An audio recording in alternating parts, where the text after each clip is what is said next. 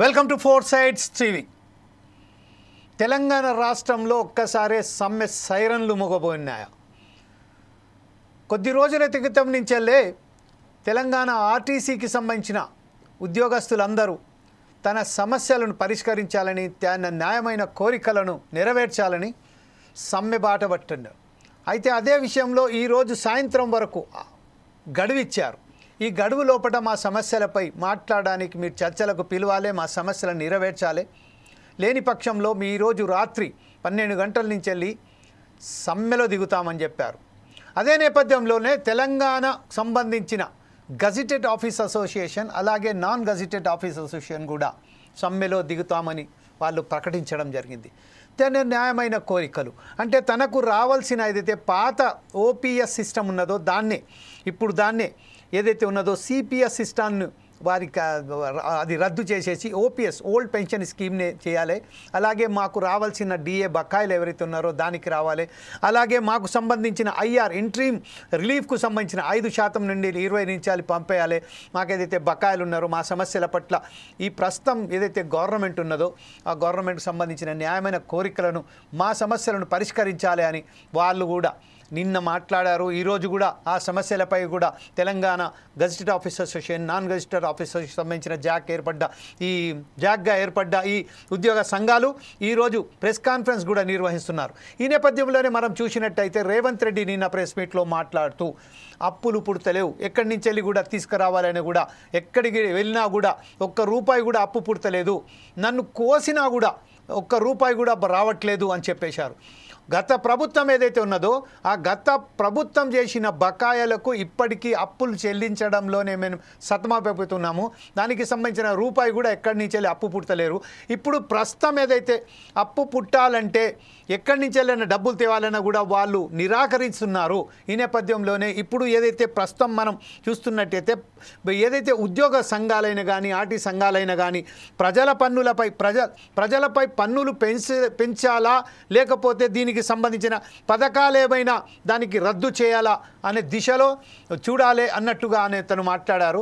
ఈ విషయంలో ఈరోజు మనతోని చర్చించడానికి ఆ సమస్యలేంటి, ఆ సమస్యల పరిష్కారానికి ప్రభుత్వం ఎందుకు ఇంత మొండి వైఖరితో వ్యవహరిస్తున్నది, అసలు వాస్తవానికి ఆ చర్చలలో ఏదైతే సమస్యలు పెట్టారో ఆ సమస్యలపై ఎంతవరకు పట్టున్నది, రాష్ట్ర ప్రభుత్వం దీనికి అంగీకరిస్తుందా లేదా అని చూడడానికే ఈరోజు ఫోర్ సైజ్ టీవీ నిర్వహిస్తున్న ఈ కార్యక్రమమే చేతులెత్తేసిన రేవంత్.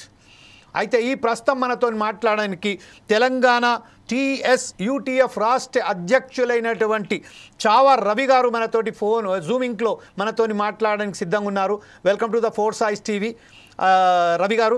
అలాగే జీవన్ రాజు గారు పెన్షనర్స్ అసోసియేషన్కి సంబంధించిన ప్రెసిడెంట్ అధ్యక్షులు ఎవరైతే ఉన్నారో రాజుగారు కూడా మనతోటి, జీవన్ రాజు గారు కూడా మనతోటి ఉన్నారు.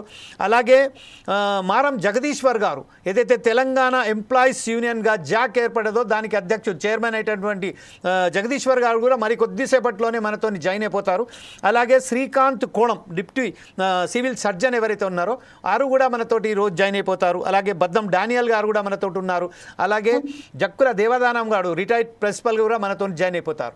అయితే ప్రస్తుతానికి మనం ఒకసారి చావా రవి గారి దగ్గరికి వెళ్దాం. చావా రవి గారు, ప్రస్తుతం ఏదైతే ఉన్నదో రాష్ట్రం మొత్తంలో ప్రతి ఒక్కరు సమ్మె విషయంలో పడుతున్నారు. రాష్ట్రకు సంబంధించిన ప్రభుత్వం మీద అందరూ ఒక విషయమై వాళ్ళందరూ రాష్ట్ర ప్రభుత్వంతో విభేదిస్తూనే ఉన్నారు. వారు చేపట్టే కార్యక్రమాలలో ఎక్కడ కూడా సక్రమంగా లేదు. రాష్ట్ర ప్రభుత్వం ఏ కార్యక్రమం చేసినప్పటికీ అది ప్రజా వ్యతిరేక కార్యక్రమాలనే భావిస్తున్నారు. ఈ విషయంపై రాష్ట్ర ప్రభుత్వంలో ఉన్న ఉద్యోగ సంఘాలకు సంబంధించిన మీరేం చెప్పదలుచుకున్నారండి? రాష్ట్ర ప్రభుత్వ ఉద్యోగులు, ఉపాధ్యాయులు, పెన్షనర్లు వీళ్ళంతా కూడా ప్రభుత్వానికి వ్యతిరేకంగా ఏమి లేరు ప్రభుత్వంలో. ఎందుకంటే ఇది ఒక ప్రజాప్రభుత్వాన్ని గత ప్రభుత్వం నియంతృత్వంగా వ్యవహరించినటువంటి సందర్భంలో కాస్త ప్రజాస్వామ్యం, స్వేచ్ఛ కావాలని దాన్ని దృష్టిలో పెట్టుకొని మా సమస్యల పరిష్కారంలో గత ప్రభుత్వం యొక్క నిర్లక్ష్యాన్ని నిరసిస్తూ గతంలో కొన్ని సంఘాలు రాకపోయినా కొన్ని సంఘాలు ఉద్యమాలు నిర్వహించినాయి. ఆ ఉద్యమాల ఫలితమే ఇవాళ అధికార మార్పిడి జరిగింది. ప్రజాప్రభుత్వంగా చెప్పుకుంటున్న రేవంత్ రెడ్డి గారి నాయకత్వంలోని కాంగ్రెస్ పార్టీ అధికారంలోకి వచ్చింది. వీళ్ళు ప్రతిపక్షంలో ఉన్నప్పుడు ఉద్యోగులకు సంబంధించి అనేక హామీలు ఇచ్చున్నారు. మేనిఫెస్టోలో మేనిఫెస్టోలో పెట్టినటువంటి దాంట్లో ఆనాటికి 3 డిఏలు పెండింగ్ ఉన్నాయి. పెండింగ్లో ఉన్న 3 డిఏలు మేము అధికారంలోకి వచ్చిన 15 రోజుల్లో క్లియర్ చేస్తామని చెప్పారు. ఎస్. అదే రకంగా పెండింగ్ బిల్స్కి సంబంధించి అంతకుముందు దాదాపు సంవత్సరంన్నర కాలం నుంచి పెండింగ్లో ఉన్న బిల్స్ అన్నిటినీ కూడా మేము అధికారంలోకి వచ్చిన వెంటనే ఏ బిల్లు కూడా ట్రెజరీలో పాస్ అయిన వెంటనే మీ అకౌంట్లో క్రెడిట్ అవుతుంది, మీకు ఏ బిల్లు కూడా జాప్యం లేకుండా ఇచ్చేస్తామని చెప్పారు 15 రోజుల్లో. అది కాలేదు. పిఆర్సీకి సంబంధించి 5% ఐఆర్ ఇచ్చాడు, భిక్ష వేస్తున్నాడా? మేము అధికారంలోకి వచ్చిన తర్వాత 6 నెలల్లో మంచి పిఆర్సీ వేసుకుందాం, మీ అందరితో చర్చించేస్తామన్నారు. అది కాలేదు. హెల్త్ కార్డ్స్కి సంబంధించి దీనికేమి ఉద్యోగులు ఉపాధ్యాయులు మేమే కంట్రిబ్యూట్ చేస్తాము, హెల్త్ కార్డ్స్ ఒక హెల్త్ పాలసీని డిసైడ్ చేయండి ఈహెచ్ఎస్ స్కీమ్ని అని అడుగుతున్నాం. ఇదేమి గవర్నమెంట్ మీద బర్డెన్ పడేది కూడా కాదు, అయినా అది కూడా పట్టించుకోవట్లేదు. సిపిఎస్కి సంబంధించి కూడా రద్దు చేస్తామని చెప్పి స్వయంగా చెప్పారు, మేనిఫెస్టోలో పెట్టారు. మరి కొన్ని రాష్ట్రాలు రద్దు చేసినాయి, కానీ ఇవాళ ఇక్కడ అసలు ఆ సిపిఎస్ ఊసేలేదు. 317 బాధితులకు సంబంధించి కూడా న్యాయం చేస్తామని చెప్పారు. న్యాయం చేస్తామని చెప్పి చివరి క్యాబినెట్ సబ్ కమిటీని వేసి cabinet sub committee 317 GO clean chit ఇచ్చినట్టు చేసింది. సో ఇవన్నీ చూసుకున్నప్పుడు ఎట్లా ఉందంటే ఇవాళ ఉద్యోగులు ఉపాధ్యాయుల సమస్యల పట్ల ప్రభుత్వం చాలా లీస్ట్ ప్రయారిటీ ఇస్తుంది అనేది అర్థమైంది. అది నిన్న ముఖ్యమంత్రి గారి మాటలతోటి స్పష్టంగా క్రిస్టల్ క్లియర్గా అర్థమైపోయింది. ఎందుకంటే 98% ప్రజలు ఉన్నారు, మీరెంత ఆఫ్టర్ ఆల్ 2% అని. అంటే 2% ఉద్యోగులు ఉన్నారు కాబట్టి ఉద్యోగులకు సంబంధించిన ఏ సమస్యని పరిష్కారం చేయాల్సిన అవసరం లేదు అనేటువంటిది ఆ నిర్లక్ష్య భావం ఏదైతే ఉందో అది ఇవాళ ముఖ్యమంత్రి గారి మాటల్లో కనిపించింది. అందుకని ఇవాళ ప్రభుత్వం నిజంగా ఆర్థిక ఇబ్బందులు ఉన్నాయా, లేకపోతే ఆర్థిక ఇబ్బందుల వల్లనే ఉద్యోగుల సమస్యలు పరిష్కారం చేయటం లేదా అని అంటే ఆర్థికేతర సమస్యలు అనేక ఉన్నాయి. ఇవాళ జేఏసీగా 205 సంఘాలు కలిసి ఉద్యోగులు ఉపాధ్యాయులు పెన్షనర్లు కార్మికుల సంఘాలు 205 సంఘాలు కలిసి జేఏసీ ఏర్పాటు చేసుకున్నాం. జేఏసీ తరఫున 57 సమస్యలను మేము ప్రభుత్వానికి చార్టర్ ఆఫ్ డిమాండ్స్ ఇచ్చాం. మరి దీని మీద ఎప్పటికప్పుడు కాలయాపన చేసుకుంటూ కాలం గడుపుకుంటూ పోతున్నారు తప్ప ఇందులో నిజంగా పరిష్కారం చేయగలిగినవి ఏమున్నాయి, ఆర్థిక భారం పడేవి ఏమున్నాయి, కొద్దిపాటి ఆర్థిక భారంతో పరిష్కారం చేయగలిగినవి ఏమున్నాయి, అసలు ఆర్థిక భారం లేకుండా పరిష్కారం చేయగలిగినవి ఏమున్నాయి అనేటువంటిది ముఖ్యమంత్రి గారు కానీ క్యాబినెట్ సబ్ కమిటీ కానీ లేదా అధికారులు కానీ కూర్చొని మాట్లాడితే పరిష్కారం అవుతాయి. కానీ ఆ ఇంట్రెస్టే ఉన్నట్టు కనపడట్లేదు వాళ్ళకి. అందుకని ఇవాళ ఉద్యోగులు ఉపాధ్యాయులు పెన్షనర్లకు సంబంధించినటువంటి సమస్యల విషయంలో నిజంగా ప్రభుత్వానికి పరిష్కరించాలనే చిత్తశుద్ధి లేదు. అందుకని ఏదో పత్రికల్లో వార్త వచ్చింది సమరానికి సిద్ధమని అనగానే పత్రికల్లో వార్త వచ్చింది కాబట్టి దాని మీద టెంప్ట్ అయిపోయి నిన్న అడ్డగోలకు కామెంట్ చేశారు. కానీ ఏమన్నాం మేము జూన్ 9వ తేదీన ధర్నా పిలిపించాం, దశలవారీ పోరాటంలో ఉన్నాం. ఎందుకంటే మా సమస్యల్ని ప్రభుత్వం దృష్టికి తీసుకెళ్లాలన్నా ప్రజల దృష్టికి తీసుకెళ్లాలన్నా మేము యాజిటేషన్సే కదా. ఆ యాజిటేషన్కి మేము పోతే యాజిటేషన్ని తప్పబడుతూ దాన్ని ఈ రకమైనటువంటి బెదిరింపులకు దిగటం, లేకపోతే నెల మొదటి తేదీ జీతాన్ని ఇస్తున్నా అదే ఒక గొప్పగా, నెల మొదటి తేదీ జీతం ఇవ్వటమే గొప్ప అన్నట్టుగా మిగిలిన సమస్యలు ఏమీ అడగొద్దు అన్నట్టుగా మాట్లాడటం చాలా అవమానకరం, సరైంది కాదు. మేము ఈరోజు రాష్ట్ర ప్రభుత్వాన్ని డిమాండ్ చేసేది మేమేమి గొంతెమ్మ కోరికలు అడగటం లేదు, కొత్త కోరికలు అడగటం లేదు. మీ మేనిఫెస్టోలో మీరు ఏవైతే మా సమస్యలు న్యాయమైన సమస్యలుగా భావించి మేనిఫెస్టోలో పెట్టారో అవే పరిష్కారం చేయమని అడుగుతున్నాం. వాటికి తోడు అవి కూడా మేము దాచుకున్న జీపీఎఫ్ డబ్బుల కోసం మా అవసరాలకు ఉపయోగపడతాయని మేము దాచుకున్న జీపీఎఫ్ డబ్బులు మాకు ఇవ్వటానికి ఎన్ని సంవత్సరాలు ఎదురు చూడాలండి? మా పిల్లల పెళ్ళిళ్ళ కోసమో లేకపోతే ఇల్లు కట్టుకుంటున్నామనో లేకపోతే పిల్లల ఫీజులు కట్టాలనో మేము జీపీఎఫ్ పెట్టుకుంటే ఎప్పుడో సంవత్సరం 2 సంవత్సరాల తర్వాత ఇస్తాం తీరిగ్గానంటే ఎట్లా? అది ఇప్పటికి దాదాపు 1.5 years నుంచి పెండింగ్ ఉన్నాయి జీపీఎఫ్ పార్ట్ ఫైనల్స్, ఇట్లాంటి ఇష్యూస్ మీటింగ్ ఉన్నాయి. Right, okay.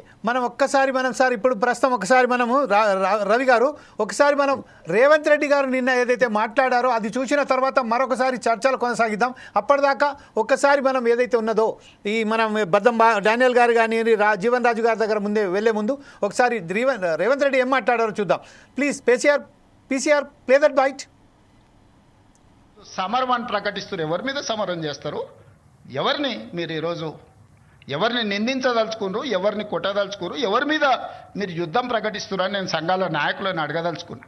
మీకు బాధ్యత లేదా? 35 సంవత్సరాలు ప్రజలు మన జీత భత్యాలు ఇచ్చి రిటైర్ అయిపోయిన తర్వాత మనకు పెన్షన్ కూడా ఇచ్చి మన కుటుంబాలను ఆదుకుంటున్న 98% ప్రజల యొక్క పెన్షన్లు కానీ, రైతు రుణమాఫీ కానీ, రైతు భరోసా కానీ, ఉచిత కరెంటు కానీ, షాదీ ముబారక్ కానీ, కళ్యాణ లక్ష్మి కానీ, ఆర్టీసీలో ఆడబిడ్డలకు ఉచిత ప్రయాణం కానీ, ఇవన్నీ చేయాల్సిన బాధ్యత ప్రభుత్వ ఉద్యోగ సంఘాల నాయకుల మీద లేదా? ప్రజాప్రతినిధుల మీద మాత్రమే ఉన్నదా? మాకే కాదు, మీకు కూడా వాళ్ళే జీతభత్యాలు ఇస్తున్నారు. మీకు ఉద్యోగాలు ఇచ్చింది కూడా ఈ ప్రజలే కదా. మీకు ఉద్యోగాలు ఇచ్చిన వాళ్ళే మాకు ఉద్యోగాలు ఇచ్చారు. మనందరం కలిస్తేనే ప్రభుత్వం. రాష్ట్రం ఆర్థికంగా బాగలేదు, అప్పు బుడతలేదు, అనా పైసా ఎవడు ఇస్తలేడు. ఎవరినన్నా కలవడానికి పోతే బ్యాంకర్లు దొంగలను చూసినట్టు చూస్తున్నారు తెలంగాణ రాష్ట్ర ప్రతినిధులను. ఎవడు ఢిల్లీకి పోతే అపాయింట్మెంట్ కూడా ఇస్తలేడు, వీడు వస్తే చెప్పులు కూడా ఎత్తుకుపోతాడేమో అన్నట్టుగా ఆ పరిస్థితి ఉంది దేశం ముందల. అప్పు పుడితే నేను కూడా ఏదో ఒకటి చేసి తెచ్చిచ్చేటోను, అప్పు పుట్టట్లేదు. ఎవడు బజార్లో నమ్మడం లేదు. స్వీయ నియంత్రణనే దీనికి పరిష్కారము. ఉన్నంతలో గౌరవంగా సంసారాన్ని నడిపితే బజార్లో ఎవడైనా నమ్ముతాడు. వీధికెక్కి రచ్చ చేసుకుంటే, కుటుంబం పరువు బజార్లో పడేసుకుంటే ఎట్లుంటుందో, ఉద్యోగ సంఘ నాయకులారా, రాష్ట్ర ప్రభుత్వం అనేది మన కుటుంబము. ఈ పరువును బజార్లో మీరు పడేస్తాము అని అంటే కుటుంబ పెద్దగా వద్దు అని నేను విజ్ఞప్తి చేస్తున్నా. నన్ను కోసినా కూడా 18,500 కోట్ల రూపాయల కంటే ఎక్కువ ఆదాయం లేదు. ఏం చేస్తారా నన్ను చెప్పురు ఉద్యోగ సంఘాల నాయకులను అడుగుతున్నా. ఏం చేస్తారు? నన్ను కోసుకుంటే తింటారా? వండుకొని తింటారా? ఏం చేస్తారు? లేదు, ఉన్నదే 18,500 కోట్లు. ఎట్లా పంచుతామో చెప్పండి. ఏది ఆపమంటారో చెప్పండి. వృద్ధాప్య పెన్షన్లు ఆపమంటారా? ఉచిత కరెంట్ ఆపమంటారా? షాదీ ముబారక్ ఆపమంటారా? ఏ ఆపమంటారో చెప్పండి. ఏది ఆపుతారో ప్రజలకు చెప్పండి. అయ్యా మీది ఆపేసి మేము బోనసులు తీసుకుంటాం, మేము జీతాలు పెంచుకుంటాం, మేము అన్ని మేము దినంగా మిగిలితేనే మీకు ఇస్తామని రైతు ప్రజలకు చెప్తా అంటే చెప్పండి. బహిరంగ సభ ఏర్పాటు చేద్దాం, 10 లక్షల మందిని చేస్తా. ఉద్యోగ సంఘాల నాయకులు మాట్లాడండి. మేము ఈ చిట్టి ఇచ్చిన ముఖ్యమంత్రికి దీని ప్రకారం పరిపాలన జరుగుతుంది అనేది ఇదొక మార్గం. లేదంటే 100 రూపాయలు ఉన్న పెట్రోల్ 200 చేద్దామా చెప్పురి. పెద్ద పెద్ద కుటుంబాల పిల్లలు వ్యసనాలకు బానిసలై ఊరి మీద పడి అప్పులు చేసి ఆస్తులన్నీ అమ్మేస్తుంటారు. అట్లనే ఔటర్ రింగ్ రోడ్ అమ్మేసారు. ఆ కష్టపడి కట్టిన 100 రావాల్సిన ఏదైతే నిధులు ఉన్నాయో ఆ రావట్లేదు. మరి ఇప్పుడు ఈ అప్పులు కూడా పుట్టాయి. మనకు సంబంధించిన ఎక్కడైతే మనకు ఎక్కడి నుంచి అయితే నిధులు రావాల్సి ఉన్నదో ఆ నిధులు కూడా రాలేకపోతాయేమో అని కూడా మనకు తెలియదా? ఇప్పుడు ఎప్పుడైతే సీఎం పీఠం మీద ఎక్కిన తర్వాత ఇంతకు ముందు ఎప్పుడైతే ఎలక్షన్ కంపెనీలలో ఉద్యోగ సంఘాలకు సంబంధించిన ఉద్యోగస్తులకు సంబంధించిన సరి అయిన పద్ధతిలో ఉద్యోగులే నాకు ఒక బ్రహ్మాండమైన స్తంభం అని చెప్పిన ఈ రేవంత్ రెడ్డి ఈరోజు ఇలా మాట్లాడడం పట్ల మనకు ఎలా చెప్తారో ఒకసారి మనం బద్దం డానియల్ గారి దగ్గరికి వెళ్దాం.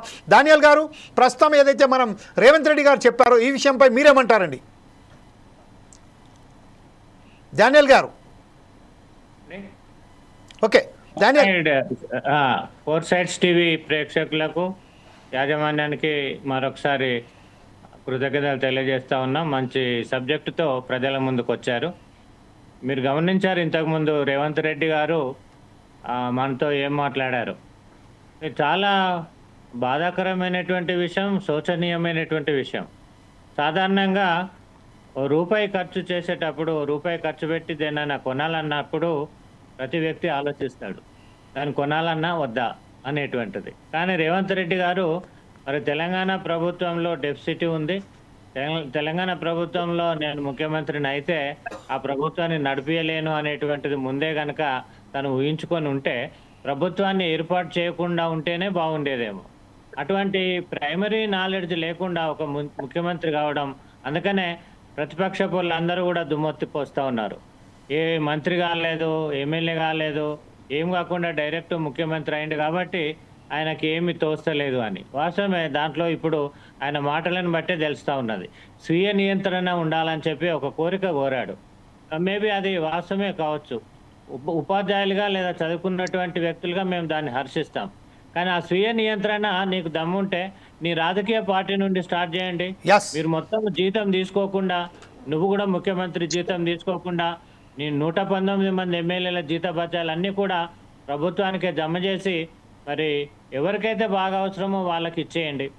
తర్వాత టీఆర్ఎస్ ప్రభుత్వం ఏదైతే ఉందో చేసినటువంటి ఏదైతే ఇది ఉచితాలు ఉన్నాయో అది భారతదేశంలో ఏ తెలివి ఉన్నటువంటి వాడు కూడా చేసేటువంటిది పని కాదు. కానీ ఉచితాలకు పోయి ప్రభుత్వాలను నమ్ముకొని ఉన్నటువంటి ప్రజలకు, తర్వాత ఉద్యోగులకు ఇటువంటి ప్రభుత్వాల గుణపాఠాలు చెప్తాయని చెప్పి మనం వెనుజులా దేశాన్ని కూడా చూడొచ్చు. ఆ దేశంలో కూడా ఏ రకమైనటువంటి అలజడి సృష్టించిండ్రో ప్రజలు మనం చూసాం. ఆ రకంగా ఇక్కడ ఉవ్వెత్తున ప్రజా పోరాటాలు రావటం లేదు. కారణం ఏంటంటే అటువైపు కొద్దిమంది కాంగ్రెస్ వైపు చీలిపోవడం, కొద్దిమంది టీఆర్ఎస్ వైపు ఉండడము, కొద్దివైపు ఉచితాల వైపు ఉండి బాగా తినమరిగి ఆరాంగా ఉంటున్నటువంటి జనాలు మన తెలంగాణలో చూస్తూ ఉన్నాం. అట్లాంటి వాళ్ళకి మరి దేన్ని ఆపమంటారు అని చెప్పి ఆయనే ఉద్యోగులను, ఉద్యోగ సంఘ నాయకులను అడగడము నిజంగా కూడా దివాలా కోరుతనాన్ని చూపిస్తున్నదే తప్ప ఆయన ఒక పరిపక్వమైనటువంటి నాలెడ్జ్ను చూపెట్టడం లేదు. దయచేసి ఉద్యోగ సంఘాలన్నీ కూడా ఇప్పుడు దీన్ని వెనుకకు తీసుకోవాల్సిన అవసరం లేదు. ఆయన నిజంగా కూడా చేత కాదు నాకు అని చెప్పేసి చేతులెత్తేసి ముఖ్యమంత్రిగా కనుక రాజీనామా చేసినట్టయితే తప్పకుండా వచ్చేటువంటి ముఖ్యమంత్రికి ఒకటి ఓ లైన్ ఉంటుంది, ఒక దారి ఉంటుంది, ఆ దారి వెంబడి పోయేటువంటి అవకాశం ఉంటుంది. దారులన్నీ కూడా మూసుకొని పోయినట్టుగా ఇప్పుడు ఆయన మాట్లాడడం చాలా శోచనీయం. రైట్ డానియల్ గారు, మరొకసారి మీ ముందుకు వస్తాను. ప్రస్తుతం అయితే మనం సివి జీవన్ రాజు గారి దగ్గరికి వెళ్దాం. పెన్షనర్స్ అసోసియేషన్ ప్రెసిడెంట్ అయినటువంటి జీవన్ రాజు గారు, ప్రస్తుతం ఏదైతే నియంత్రణ అని చెప్పారు. స్వయ నియంత్రణ అంటే ఏంటి అంటే ఇప్పుడు డానియల్ గారు చెప్పారు చాలా క్లియర్గా. స్వయ నియంత్రణ ఓకే, మేము కూడా పాటిస్తాము. ఫస్ట్ ఆఫ్ ఆల్ మీరు పొలిటికల్ లీడర్స్ ఎవరైతే ఉన్నారో వాళ్ళు పాటించండి. ఈ ప్రోటోకాల్ ఏంటి, ఈ లక్షల రూపాయల కోట్ల రూపాయలకు సంబంధించింది మీరుకేంటి, మీరు ప్రతిసారి ఏదైతే పర్యటనలు చేస్తున్నారో ఆ పర్యటనల విషయంలో ఎంత ఖర్చు అవుతుంది మీకు అసలు అవగాహన లేదు. అవగాహన లేని సమయంలో ఎక్కడ మంత్రి కూడా చేయని పదవి ఒక్కసారి మీకు వచ్చింది కాబట్టి, చీఫ్ మినిస్టర్ అయ్యారు కాబట్టి మీకు అవగాహన లేదు. మీరు రిజైన్ చేసి వేరే వాళ్ళకి ఇస్తే కూడా కొంచెం ఆయన సరైన పద్ధతిలో సరైన గాడిలో మన ప్రభుత్వాన్ని నడిపించినట్టుగా మన డానియల్ గారు చెప్తున్నారు. ఈ విషయంపై యాజ్ ఎ పెన్షనర్ అసోసియేషన్ మీ అనుభవాలను ఒకసారి మీరు ప్రదర్శించారు, మీరు చెప్పండి సార్. సార్ అందరికీ నమస్కారం సార్. Yes sir. ముందుగా ఇంత మంచి సామాజిక సమస్యల మీద ఎప్పటికప్పుడు ఏదైతే డిబేట్ పెడుతున్నటువంటి టీవీ ఛానల్ వారికి అభినందిస్తూ, ఈరోజు నిన్న ముఖ్యమంత్రి గారు చేసినటువంటి కొన్ని వ్యాఖ్యల పట్ల ఈరోజు మనం చర్చించుకుంటున్నాం. అయితే ముఖ్యమంత్రి గారి అనుభవ రాహిత్యం, ఆలోచన రాహిత్యం, మరి ఆయన పరిపాలనా విధానాలను ఎత్తి చూపడమే కాకుండా ఆయనకు పరిపాలనలో అనుభవం లేదు, ఆయన పరిపాలించలేడేమో అనేటువంటి అనుమానం ఈరోజు ప్రజలందరికీ కలిగే విధంగా మాట్లాడడం అనేది చాలా శోచనీయం. ముఖ్యంగా ప్రభుత్వానికి వెన్నెముక అయినటువంటి మరి ప్రభుత్వ ఉద్యోగులు కానీ ఇంకా ఇతరమైనటువంటి కార్మికులు కానీ వారి పట్ల అతడు ఒక నిర్లిప్తత భావంతో మరి మాట్లాడడం అనేది చాలా బాధాకరం. ఆయన మాట్లాడుతూ కొన్ని విషయాలు కొంత హిపోక్రసీ లేకుండా మాట్లాడినా అని అనుకుంటున్నాడు. అవి మరి ప్రజల్లోకి ఎలా వెళ్తాయి? ముఖ్యంగా ఈరోజు ప్రభుత్వ ఉద్యోగులతో సమానంగా, ప్రభుత్వ ఉద్యోగుల కంటే కొంత సంఖ్యాపరంగా ఎక్కువగా పెన్షనర్లు ఉన్నారు. మరి 2024 మార్చి వరకు 2,86,000 మంది పెన్షనర్లు ఉన్నారు. అదేవిధంగా మరి ఏడాది కాలంలో దాదాపు 10-12 మంది పెన్షనర్లు కూడా యాడ్ అయ్యి సుమారు 3 లక్షల మంది పెన్షనర్లు ఈరోజు తెలంగాణ రాష్ట్ర ప్రభుత్వంలో ఉన్నారు. ఆ 3 లక్షల మంది మరి ఈ రోజున ఒక బాధ్యతారాహిత్యమైనటువంటి మాటల వల్ల ఒక కలత చెందినటువంటి పరిస్థితి. మరి ఎంతో ఆశతో మరి కాంగ్రెస్ ప్రభుత్వాన్ని తెప్పించుకున్నట్లయితే ఉంటే మనకు చాలా బాగుంటుంది అనేటువంటి ఉద్దేశంతో ఎన్నికలలో కాంగ్రెస్ పార్టీకి, తద్వారా రేవంత్ రెడ్డి గారి నాయకత్వాన్ని తప్పక అందరం సమర్థించాము. మరి ఆయన వచ్చినప్పటి నుండి కూడా ఇంతవరకు ఈరోజు చూస్తే 5 డిఏలు ఉన్నాయి బాకాయి. అందులో తాను గత అక్టోబర్లో ఇచ్చినటువంటి డిఆర్ఎస్ ఏరియర్స్ కానీ డిఆర్ఎస్ రిలీఫ్ కానీ అది అంతకు ముందు ఎన్నికలకు ముందు మరి కేసీఆర్ ప్రభుత్వం ప్రకటించినటువంటి దాన్ని ఎన్నికల నియమావళి కారణంగా ఆపి ఉంచిన దాన్ని మాత్రమే ఇచ్చాడు. దాదాపు 20% టిఆర్ఎస్ ఏరియర్స్ బకాయిలు 20% బేసిక్ మరి ప్రతి నెల పెన్షనర్లు కానీ ఉద్యోగులు కానీ తక్కువ తీసుకుంటా ఉన్నారు. ఒక్క విషయం చూసేది ఉంటే ప్రభుత్వము ఇచ్చినటువంటి హామీలు కేవలం ప్రజలే అనుకుంటున్నారు. ఉద్యోగులు, పెన్షనర్లు, కార్మికులు అందరూ కూడా ప్రజలలో ఒక భాగం అనేటువంటి విషయాన్ని మరి పరిపాలన చేసే వాళ్ళు మర్చిపోతున్నారేమో అని అనిపిస్తున్నది. మరి అందరూ కూడా ఎవరైనా ఉద్యోగం చేసేటువంటి వాళ్ళు నెలసరి వేతనాల మీదనే ఆధారపడతారు. వాళ్ళు ఏమి బంగళాలు, పెద్ద పెద్ద ఆస్తులు ఏమి కూడబెట్టడం లేదు. ఏ ఎంక్వైరీ చేసినా కానీ ఈ విషయం బయటపడుతుంది. మరి కొందరు ఉద్యోగులు ఇంజనీరింగ్ అటువంటి వాళ్ళు కొంత అక్రమాస్తులు కూడబెడుతున్నారు. కానీ 99% మంది ఉద్యోగులు ఈ రోజు వేతన జీవులుగా ఉన్నారు. వారికి సంబంధించినటువంటి ఎప్పటికప్పుడు వ్యయాలను మరి వాటికి అనుకరించి డిఆర్ఎస్ రిలీఫ్ కానీ, పిఆర్సీలు కానీ, ఇంకా ఇతరమైనటువంటి బెనిఫిట్స్ కానీ ఇస్తా ఉన్నారు.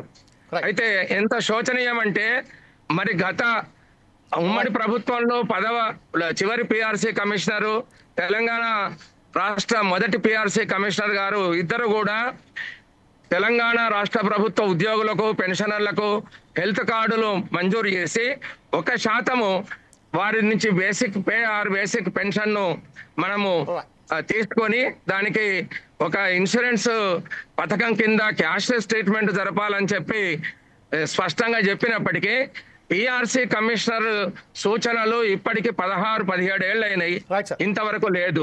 జీవన్ రాజ్ గారు మరొకసారి మీ వద్దకు వస్తానండి. జీవన్ రాజ్ గారు, I will come back again to you and second phase లో మీ దగ్గరకు వస్తాను. అప్పటిదాకా మనం జక్కుల దేవదానం గారి దగ్గర వెళ్దాం. దేవదానం గారు ప్రస్తుతం ఏదైతే ఉన్నారో ఇప్పుడు నియంత్రణ అని చెప్తున్నారు.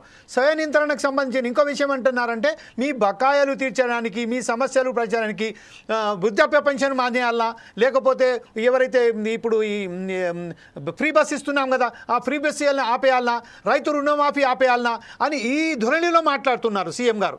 అయితే ఈ పరిస్థితులలో ఏదైతే ఉన్నదో గత ప్రభుత్వం చేసిన అప్పులకు, గత ప్రభుత్వం చేసిన తప్పిదాలకు ఏదైతే ఉద్యోగస్తులు ఉన్నారో, పెన్షనర్స్ ఉన్నారో వారిని ఈ విధంగా వేధించడం ఎంతవరకు సమంజసం అనుకుంటారు మీరు? Right sir, thank you very much sir. Foresight TV తర్వాత ప్రేక్షకులందరికీ, పార్టిసిపేట్ అందరికీ మరొకసారి నమస్కారాలు. 2 అంశాలు ఇంతకుముందు చెప్పిన మిత్రులందరూ చెప్పిన దానికి నేను ఏకీభవించుకుంటూ, స్వీయ నియంత్రణ అంటే ఏంటిదో సీఎం గారు చెప్పవలసిన అవసరం ఉంది. వారి మంత్రులు వారి యొక్క పర్యటనలు కావచ్చు, వారు ఏ విధంగా స్వీయ నియంత్రణ చేస్తారో మాకు చెప్తే మేము కూడా కొంత స్వీయ నియంత్రణ చేస్తాం. కానీ వారు విచ్చలవిడిగా యొక్క ప్రభుత్వ సొమ్మును ఖర్చు పెట్టుకుంటూ స్వీయ నియంత్రణ చేయమంటే, మేము దాదాపుగా 35-40 ఏళ్ళు పనిచేసిన వాళ్ళు మేము ఏ విధంగా మాకున్న డబ్బుని ఏ విధంగా స్వీయ నియంత్రణ చేసుకోగలుగుతాం? తర్వాత గత ప్రభుత్వం చేసిన తప్పిదాల వలన మేము మీకు పెన్షన్లు కానీ, తర్వాత పెన్షన్, తర్వాత అదే సాలరీస్ మొదటి తారీఖు ఇవ్వడం అనేది గొప్పగా చెప్పే యొక్క ప్రభుత్వము వారు ఎవరైతే తప్పిదం చేసినో తప్పిదం చేసిన వాళ్ళ మీద ఎందుకు ఇప్పటి నేటి వరకు చర్య తీసుకుంటలేరు? వాళ్ళ దగ్గర డబ్బు ఎందుకు రికవర్ చేస్తలేరు? ఒక ప్రభుత్వ ఉద్యోగి ఏదైనా తప్పు చేస్తే వెంటనే తన దగ్గర నుంచి తన జీతమో పెన్షనో నుంచి రికవర్ చేసే యొక్క పద్ధతిలో ఆ రోజు కాళేశ్వరం కట్టడం కానీ వేరు వాటిలలో చేసిన యొక్క అవినీతి ఉన్నదని ఇన్ని నెలలుగా చెప్తా ఉన్నారు. వాళ్ళ మీద ఎందుకు నియంత్రణ చేస్తారు? వాళ్ళ మీద ఎందుకు రికవర్ చేస్తారు? ఇది మొట్టమొదటి పాయింట్ సార్. తర్వాత రెండోది ఏంటంటే, మీరు నియంత్రణ అనేది ఏ విధంగా ఉందో అది కాస్త మాకు కూడా చెప్తే బాగుంటది. తర్వాత ఇప్పుడు సీఎం మాజీ సీఎం గారు కేసీఆర్ గారు దాదాపుగా 16 నెలలు అయినప్పటికీ ఆయన అసెంబ్లీకి రాలేదు, అటు నా అసెంబ్లీ మన యొక్క నియోజకవర్గాన్ని సందర్శించలేడు. కానీ 60 లక్షల రూపాయలు జీతం తీసుకున్నాడు ఆయన.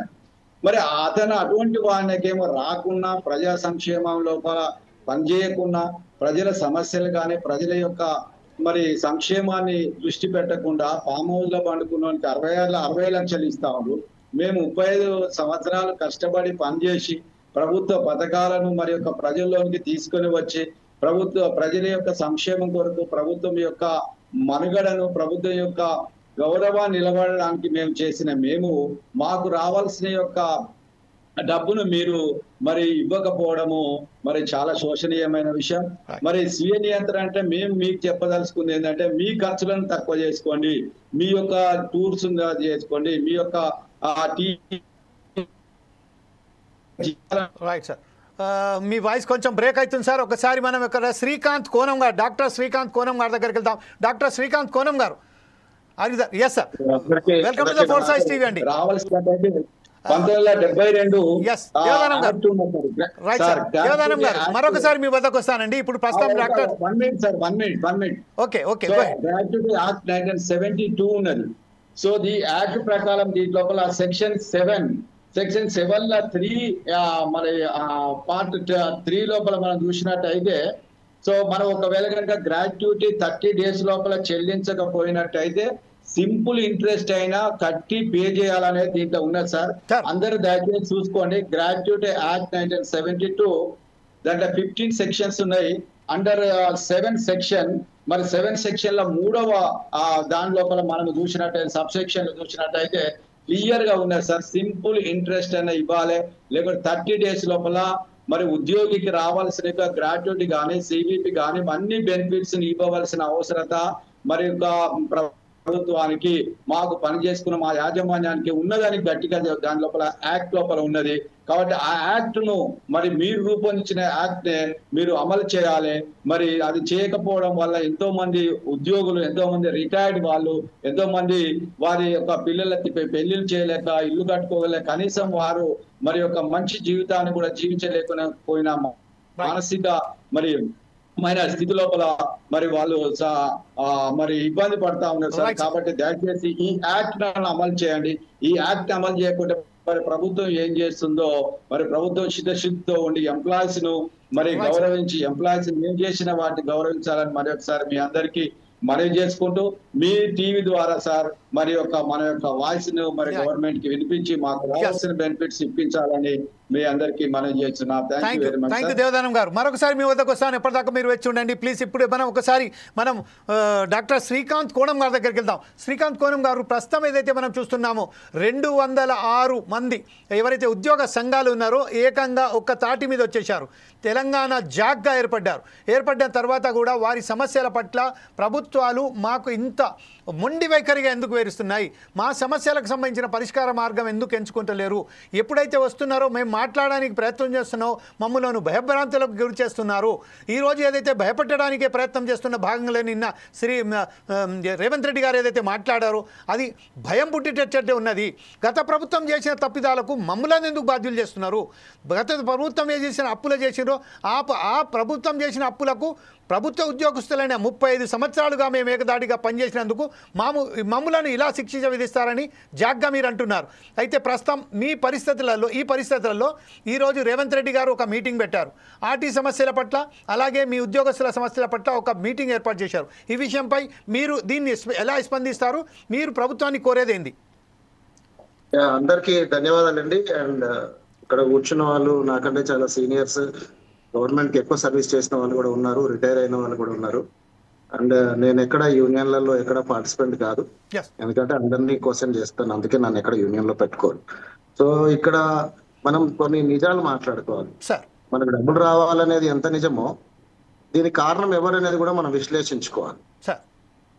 ఈ రోజు మీరు ఎన్ని యూనియన్లు కలిసినాయి, ఒక్కసారి 10 సంవత్సరాలలో లాస్ట్ రికార్డ్ మీడియా దగ్గర రికార్డు ఉంటుందండి. సో అన్ని న్యూస్ పేపర్స్ క్లిప్పింగ్స్ లో ఎక్కడైనా సరే ఇంతమంది కలిసి జేఏసీగా ఫామ్ అయి ప్రభుత్వం పైన యుద్ధం ప్రకటించిన ఒక్క ఇన్సిడెంట్ చెప్పండి, ఒకటి. అంటే నాకు ఏ యూనియన్ ఏంటి అని నాకు తెలియదు, కానీ కొన్ని యూనియన్లు ఎలా ఉండేవి అంటే వాళ్ళ ఓన్ డైరీ ఫామ్ పెట్టుకుంటే వాళ్ళ పాల ప్యాకెట్లు అమ్ముడుపోయే అన్ని పాలాభిషేకాలు చేసిండ్రు వాళ్ళు. అది అందరికీ తెలుసు. నాయకులు బాగుపడ్డారు, ఉద్యోగులు నష్టపోయారు. వాళ్ళ సొంత లాభం కోసం ఉద్యోగులందరినీ ఇబ్బంది పెట్టారు. ఏ రోజు కూడా వాళ్ళు ముందుకొచ్చి మాట్లాడలేదు. నేను ఇప్పుడు జరిగే నష్టం మీరు మాట్లాడుతున్నారు. నేను ఒక చిన్న ఎగ్జాంపుల్ ఇస్తానండి. నేను 2000 సంవత్సరం నుంచి ప్రభుత్వ ఉద్యోగాల్లో ఉన్నాను. నేను చంద్రబాబు నాయుడు గారు ముఖ్యమంత్రి ఉన్నప్పటి నుంచి కిరణ్ కుమార్ రెడ్డి గారు ఆంధ్రప్రదేశ్ ముఖ్యమంత్రి ఉన్నప్పటి పరిస్థితుల వరకు చూశాను. అండ్ మనం సాధించుకున్న తెలంగాణలో మనకిష్టమైన నాయకుడు ముఖ్యమంత్రి ఉన్న పీరియడ్ కూడా చూశాను. ఇప్పుడు మన రేవంత్ రెడ్డి గారు ఉన్నారు. సో ఎవరెవరి కాలంలో ఎలా జరిగింది అసలు అడగకుండా ఎలా ఉండేది. నేను స్టూడెంట్ గా ఉన్నప్పుడు ఎన్టీఆర్ ని కూడా ఎదిరించి టిఎన్జిఓస్ మీటింగ్ పెట్టి అంటే ఒక ఉద్యమం లాగా చేస్తే ఎన్టీఆర్ కూడా తల వంచారండి. అంటే ఎన్టీఆర్ లాగా ఒక అంటే మొనోపలీస్ గా అనుకునేవాళ్ళు, అంటే ముక్కుసూటిగా పోతాడు ఆయన అనుకున్న తప్ప ఇంకేది కాదు అనుకునే టైప్ మనిషి కూడా ఉద్యోగ సంఘాలకి ఆయన విలువ ఇచ్చేవాళ్ళు. భయపడడం కరెక్ట్ కాదు, ప్రజా వ్యతిరేకతగా మారుతుందేమో అని వాళ్ళు కొంత ప్రయత్నం చేసేవాళ్ళు. కిరణ్ కుమార్ రెడ్డి నాకు సంబంధించిన వరకు అందరిలో మంచి ముఖ్యమంత్రి అనుకుంటానండి నేను ఇప్పటి వరకు ఉన్న వాళ్ళలో. ఎందుకంటే తెలంగాణ ఉద్యమ సమయంలో కూడా ఆయన పిఆర్సీని తొక్కి పెట్టకుండా, నిజంగా కావాలంటే ఆయన అక్కడ తొక్కి పెట్టొచ్చు, ఇవ్వకుండా వదిలేయచ్చు, కానీ ఆ రోజుల్లో కూడా మాకు ఫిట్మెంట్ ఇచ్చారు, పిఆర్సీ బెనిఫిట్స్ పొందాము. ఇదే విషయం నేను చాలా సార్లు ఆలోచించాను. 2020 పిఆర్సీలో ఐఆర్ అనే మాట లేదండి. ఐఆర్ కోల్పోవడం వల్ల ప్రతి ఉద్యోగి యావరేజ్ గా 1 లక్ష నుంచి 5 లక్షలు నష్టపోయారు. ఇది ఏ ఒక్క ఉద్యోగ సంఘం కూడా ఈ రోజు ప్రశ్నించే వాళ్ళు ఆ రోజు ముందుకు రాలేదు. ఐఆర్ లాస్ అవుతున్నామని ఒక్కరు కూడా చేయలేదు. అండ్ ఇంతవరకు పిఆర్సీ బెనిఫిట్స్ ఈఎంఐలుగా ఇచ్చిన గవర్నమెంటే లేదు అని అంటే నమ్ముతారా ఎవరైనా? అది తెలంగాణ ప్రభుత్వం ఇచ్చింది. హైదరాబాద్ లాంటి ఒక బంగారు గని మన రాష్ట్రంలో పెట్టుకొని ఉద్యోగులకి జీతాలు 15కి 16కి 17కి ఒక లోన్ తీసుకుని, ఉద్యోగి అంటే ఏంటంటే చాలా సార్లు ఒక కమిటెడ్ ఇన్కమ్ ఫిక్స్డ్ ఇన్కమ్ వస్తుందని బ్యాంకులు కూడా ఎవరెవరికి లోన్లు ఇచ్చినా ఇవ్వకున్నా కార్పొరేట్ల తర్వాత ఫస్ట్ జీతాలు ఇచ్చేది ఉద్యోగులు, లోన్స్ ఇచ్చేది ఉద్యోగులకి. ఎందుకంటే వాళ్ళకి 1వ తారీఖు 2వ తారీఖు ఖచ్చితంగా జీతం వస్తుంది. Paying capacity is better.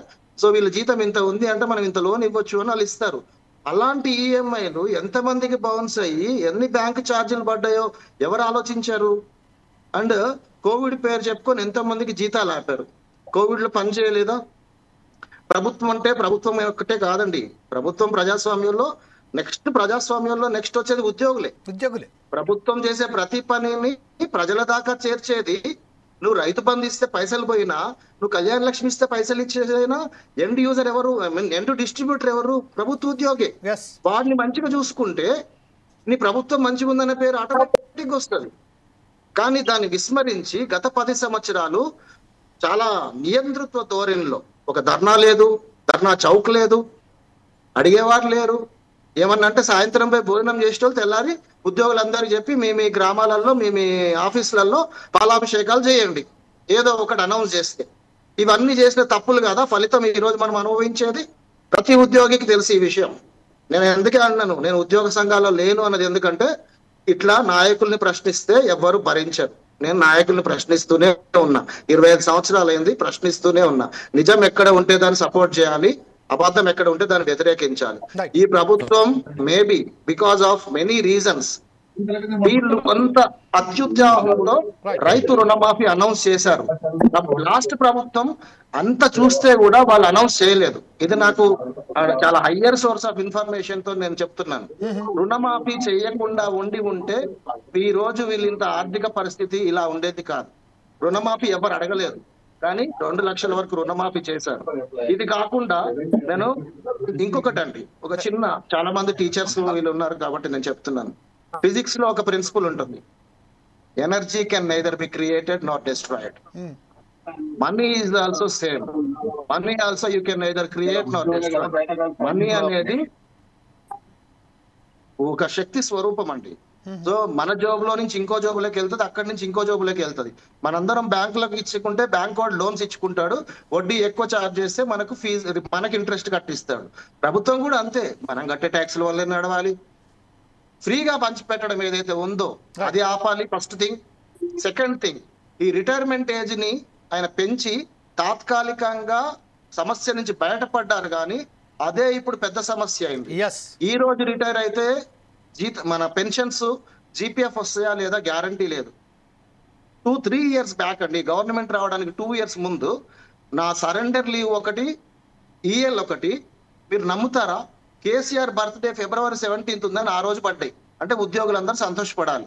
నాకు వచ్చింది ఆ రోజు. నేను అనుకున్నా, ఒక పోస్ట్ పెట్టాను నేను ఫేస్బుక్ లో, నాకు ఈ రోజు కేసీఆర్ బర్త్డే గిఫ్ట్, నా రిటర్న్ గిఫ్ట్ నాకు పంపించారు, నాకు జీతం వచ్చింది అని. ఎప్పటిది అది? 1 year క్రితంది. అది ఇప్పటి నుంచి లేదండి సమస్య. ప్రతి ఉద్యోగికి తెలుసు, కానీ ఈ మాట ఏ రోజు మాట్లాడలేదు వాళ్ళు. ఈ కుబేర్ అని వచ్చినప్పటి నుంచి సమస్య మొదలైందని ఇప్పుడు అంటున్నారు, కానీ ఈ కుబేర్ వచ్చినప్పుడు ఎవరు మాట్లాడలేదు. IFMS లో ప్రాబ్లం అవుతుందని ఎవరు మాట్లాడలేదు. సరెండర్ లీవ్ టైంకి రావట్లేదని ఎవరు మాట్లాడలేదు. సరెండర్ లీవ్ 30 రోజులది ఎన్కాష్మెంట్ లేదా 15 రోజుల ఎన్కాష్మెంట్ చాలా రోజుల నుంచి జరుగుతుంది ఇది. కానీ ఏ ఉద్యోగ సంఘం అయినా ఏ పేపర్ లో అయినా ఈ మాట మాట్లాడిందా? మీరు ఒక్కసారి అన్ని పేపర్లు తిరిగేయండి. అందుకే దొంగతనం చేసేవాడిది ఎంత తప్పో ఆ దొంగతనాన్ని సపోర్ట్ చేసే వాళ్ళది కూడా అంతే తప్పు.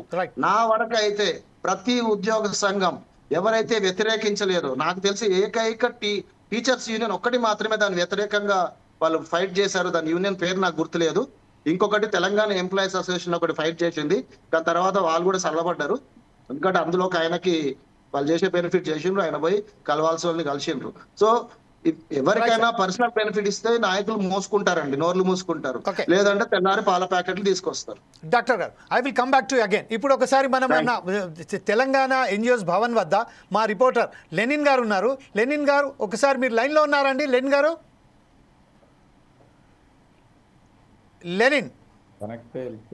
ఓకే, ఎనీవే మనం ఒకసారి మన చావ రవి గారి దగ్గరికి వెళ్దాం. చావ రవి గారు, ఇప్పుడు మనం డాక్టర్ మనకు శ్రీకాంత్ కోణం గారు ఏదైతే మాట్లాడారో చాలా ఆవేదనగా మాట్లాడారు. అతనికి ఏ ఉద్యోగ సంఘాలతో కూడా సంబంధం లేదు, ఒంటరిగా పోరాటం చేస్తున్నారు, ఒంటరిగా మాట్లాడుతున్నారు.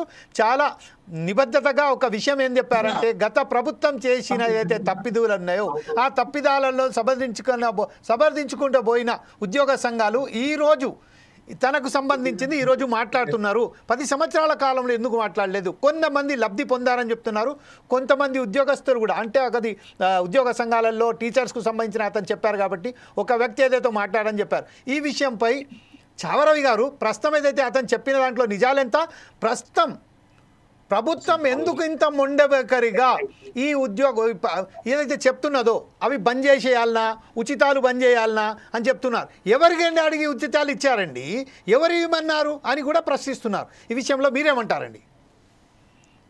మరి నేను మాట్లాడడం, లెనిన్ గారు వచ్చారు లైన్లోకి, అక్కడ జగదీష్ గారు ఉన్నారు, తీసుకుంటారా? Lenin is you there? Lenin ఉన్నారా మీరు లైన్లో? లెనిన్ మీరు ఉంటారు, మీరు మాట్లాడండి. జగదీష్ గారితో మాట్లాడండి, జగదీశ్వర్ గారితో మాట్లాడండి. Okay right sir. ఏదైతే నిన్న సీఎం రేవంత్ రెడ్డి ఉద్యోగులపై ఘాటు వ్యాఖ్యలు చేశారో అదే నేపథ్యంలో ఉద్యోగ సంఘాలు అయితే వాళ్ళ రాష్ట్ర కమిటీ కార్యవర్గ సమావేశం అయితే నిర్వహించారు. అయితే నిన్న రేవంత్ రెడ్డి చేసినటువంటి ఘాటు వ్యాఖ్యల పైన మనతో మాట్లాడడానికి ఉద్యోగ సంఘ నేతలు అయితే ఉన్నారు. ఉద్యోగ సంఘ నేత మారం జగదీష్ మనతో పాటు ఉన్నారు. ఒకసారి వారితో మాట్లాడి సీఎం స్పందన పైన డైరెక్ట్ సార్కే ఇచ్చేసేయండి, మీరు ఐపీ కూడా డైరెక్ట్ సార్కే ఇచ్చేసేయండి. Okay sir. చాలా ముఖ్యమంత్రి గారి మాటలు నిజంగా చాలా బాధాకరంగా ఉన్నది. ఉద్యోగులు కూడా కలత చెందిండ్రు. మేము చేసుకున్న కార్యక్రమాన్ని ఒక నిరసన కార్యక్రమంగా చేద్దాం, June 9th రోజు అందరూ ఉద్యోగులను కలుపుకొని ఒక నిరసన కార్యక్రమాన్ని చేస్తామని చెప్పినాం. కానీ దాన్ని వక్రీకరించి కొందరు పత్రికల్లో వేరే రకంగా రాయడం, ఆ ముఖ్యమంత్రి గారు కూడా ఘాటు స్పందించారు. ఇలా ప్రభుత్వ ఉద్యోగులు అంటే ప్రజలకు సేవ చేసేవాళ్ళు. మీరు తీసుకొచ్చిన పథకాలను అయితే ఏంది, జీవోలు ఇంప్లిమెంట్ చేసే బాధ్యత ఇలా ఉద్యోగుల పైన. ఉద్యోగులను ప్రజలను వేరుగా చూడాల్సిన అవసరం లేదు. ఒక ప్రజలకు అందుబాటులో ఉన్నది ఉద్యోగులు. పొద్దున్న లేస్తే మున్సిపల్ ఉద్యోగులు, మా మున్సిపల్ కార్మికులు, అలాగే మా రెవెన్యూ ఉద్యోగులు, అలాగే పంచాయతీరాజ్ ఉద్యోగులు, అందరూ వాళ్ళకు సేవ చేసే డిపార్ట్మెంట్లో మేము అందరం ఉంటాం. కానీ దాన్ని ప్రజలకు ఉద్యోగులకు వేరు చేసే భావన మాకు లేదు. మేము ప్రభుత్వాన్ని కూడా అడుగుతున్నాం, మేము యుద్ధం చేస్తలేము, మేము గాంధీయుతంగా మేము నిరసన ప్రకటించడానికి ఎవరికైనా హక్కు ఉన్నది. మీరు కూడా గతంలో ఉన్న ముఖ్యమంత్రి గారు ఉన్నప్పుడు కూడా కేంద్ర ప్రభుత్వం నిరసన కూడా మీరు కూడా లైన్లోకి వచ్చారు. కానీ అది నిరసన అనేది తప్పు కాదు. మరి ఇలా 5 DL పెండింగ్ ఉన్నాయి, ఇలా లక్షల కోట్లు 1000 కోట్లు ఇలా పెండింగ్ బిల్స్ ఉన్నాయి. మరి అవి ఎప్పుడు ఇస్తారో, ఎప్పుడు ఇవ్వాల్సి వస్తుందో, ఎట్లా ఉన్నదో మన ఆర్థిక పరిస్థితి గురించి మాట్లాడాలి. మీరే సబ్ కమిటీ వేసారు, సబ్ కమిటీ వేసినంత 7 నెలలు కూడా ఇంకా మాట్లాడపడు. మరి ఎప్పుడు మాట్లాడతారు, మాకు ఎప్పుడు ఇస్తారు అనేది మీరు ముఖ్యమంత్రి గారికి దృష్టికి తీసుకెళ్తున్నాం. కొందరు మంత్రులు అయితే కనీసం మాట్లాడలేని పరిస్థితి వాస్తవానికి. మనం గంటలు 2 గంటలు 3 గంటలు కూర్చున్నా మాకు టైం లేదని చెప్పడం. కొందరు 5 అధికారులు కూడా మాకు ఇప్పుడు రాబో అప్పుడు రాబో అని చెప్పడం. మరి ఎవరితో మాట్లాడాలి అసలు? ఎవరి కంట్రోల్ ఉన్నారు? కొందరు అధికారులు కూడా వాళ్ళ మంత్రుల కంట్రోల్ లేరు, కొందరు మంత్రులు అయితే పట్టించుకున్న నాదులు లేరు. మరి ఎవరుంటారు ఈ ఉద్యోగ సమస్యలు పట్టించుకుంటుంటే వాళ్ళు? ఈ ప్రజలకు మంచి మెరుగైన సౌకర్యాలు ఇవ్వాలంటే ప్రభుత్వ ఉద్యోగులుగా పనిచేయాలి. మరి ప్రభుత్వ ఉద్యోగులకు మెరుగైన సౌకర్యాలు ఇచ్చేది బాధ్యత ప్రభుత్వం పైన ఉన్నది. మా జీతభత్యాలు ఇవ్వలేని పరిస్థితుల్లో ప్రభుత్వం ఉంటే మరి దాన్ని ఎట్లా చేద్దాం? ఒకవేళ మీకు ఇబ్బందికరంగా ఉంటే అందరం కలిసి కూర్చుందాం, రాజకీయ నాయకులు కూర్చుందాం, ప్రజలు కూర్చుందాం. మరి ఎవరైతే ఎంత ఇవ్వాలి? ఒక ప్రభుత్వ ఉద్యోగులే కాదు కదా, అందరికీ బాధ్యత ఉంటుంది. కాబట్టి ముఖ్యమంత్రి గారిని కోరుతున్నాం, మీరు మనం పిలిచి మాట్లాడండి. మీరు సంపన్న మంత్రులకు వీలు కాకపోతే మీరు అధికారులను పెట్టేసి ఒక కమిటీ వేసేసి అధికారుల ద్వారా మా సమస్య కండి. ఎందుకంటే మంత్రులకు టైం ఉండలేదు, ఎందుకంటే ఉన్న మంత్రులు తక్కువ మంత్రులు ఉన్నారు. మరి వాళ్ళకు కూడా చాలా బిజీ ఉన్నది, వాళ్ళు ఎప్పుడు బిజీ ఉంటున్నారు. మీరు ఎన్నిసార్లు నిలబడ్డా కూర్చున్నా కానీ మా పట్ల లెనిన్ నా మాట సార్కి వినబడుతుందా? చేసుకుంటారు వాస్తవం. సార్ నా మాట వినబడుతుందా? ఒకసారి సార్కి స్వయం నియంత్రణ అని చెప్పారు. స్వయం నియంత్రణ పాటిస్తే కానీ మనం ఈ అప్పుల ఉవి నుంచి వెళ్ళి బయటికి రాలేము అని చెప్తున్నారు. అలాగే ఏదైతే ఉన్నదో ఇంతకుముందు గతంలో ఎన్నికలలో వెన్నెముక్క లాంటి ప్రభుత్వంలో ఉన్న ఉద్యోగస్తులే బయలంతోనే నేను అధికారంలోకి వచ్చాను అని చెప్పారు. అంటే ఎవరు వీరికి సంబంధించిన ఈ మేనిఫెస్టోలో ఎందుకు పెట్టారు? పెట్టిన తర్వాత ఈరోజు ఏదైతే ఉచితాలు తీసేస్తాను, మీరు ఎంత మొండి వైఖరిగా వెళ్ళకండి, మీరు ఇట్లా మొండి వైఖరికి తెస్తే మాత్రం భరించేది లేదు అనేదైతే చెప్తున్నారు. ఈ విషయంపై జగదీశ్వర్ గారు ఏమంటారో అడగండి. వాస్తవానికి మరి ముఖ్యమంత్రి గారు మాట్లాడుతారు, మీది ఏమంటే ఉద్యోగులు ఏమంటే ప్రభుత్వం వచ్చిన అన్నవాట వాస్తవం. మరి అందరం పాటించాలి. ఇలా ఉద్యోగులే సమయం పాటించాలని ఎందుకు అనుకుంటాం? ఖర్చులు తగ్గించాలి, అన్ని తగ్గించాలి కదా. మరి డబ్బులు లేనప్పుడు మనం అన్ని ఇచ్చే పరిస్థితుల్లో లేనప్పుడు మనం అందరిని కూర్చోబెట్టి ప్రభుత్వాల పరిస్థితి ఇట్లా ఉంది, ఆర్థిక పరిస్థితి ఇట్లా ఉన్నది, మీరు ప్రభుత్వ ఉద్యోగులుగా మీరు కొన్ని తగ్గించుకోండి, మేము రాజకీయ నాయకులుగా మేము కొన్ని తగ్గించుకుంటాం, ప్రజలుగా మీరు కూడా కొన్ని తగ్గించుకోవాలని చెప్పవలసిన బాధ్యత మరి ప్రభుత్వం పైన ఉంటుంది. ఒక ఉద్యోగుల పైన వేటేసి మా జీతభత్యాలనే కోతగా పోయడం అది మా పద్ధతి కాదు. ఎందుకంటే మా పరిస్థితి ఇలా అడగపోతే ఒక రకం, అడిగితే ఒక రకంగా ఇలా మారుతుంది. ఇలా చిన్న ఉద్యోగులు ఇలా చాలా ఇబ్బందికరంగా, రిటైర్డ్ ఉద్యోగులు అయితే వాళ్ళు ఇష్టంగా మేము చనిపోతాం, మేము సొసైటీ చేసుకుందామని మాకు ఫోన్లు చేయడం, కొందరు అయితే కోర్టును ఆశ్రయించడం, ఇటువంటి పరిస్థితి తీసుకురావడానికి కారకులు ఎవరు? మరి జీతభత్యాలు ఇవ్వలేని పరిస్థితులు మన ప్రభుత్వాలు ఉండకూడదు కదా. కౌటిల్య అర్థశాస్త్రంలో కూడా ఫస్ట్ మన ప్రజలకు మన ఉద్యోగులకు అన్ని చూసుకుంటేనే కదా ఇలా రాజ్యం సుభిక్షంగా ఉండేది. మరి ఇలా సైనికులుగా మేము ఉన్నాం, మా జీతభత్యాలు ఇచ్చే బాధ్యత మీ పైన ఉన్నది. మీ బోనస్ ఇవ్వకుండి, రాయితీ ఇవ్వకుండి, మా జీతాలు పెంచకుండి, మా న్యాయంగా వచ్చే మా జీతభత్యాలను, మా జీతాలను, మా పిఆర్సీని, మా డిఏలను ఇప్పించవలసిన బాధ్యత మీ పైన ఉంది. జగదీశ్వర్ గారు, ఇంకొక విషయం ఏంటంటే గత 10 సంవత్సరాల పాలన చేసిన గత ప్రభుత్వం ఏదైతే ఉన్నదో 9.5 సంవత్సరాలు పాలన చేసినా కూడా విద్యుత్ బకాయిలు కానీ అన్ని బకాయిలు పెట్టిపోయినారు. అప్పుల కుబిలో మనం ఉబిలో ఊరిక్కున్నాము.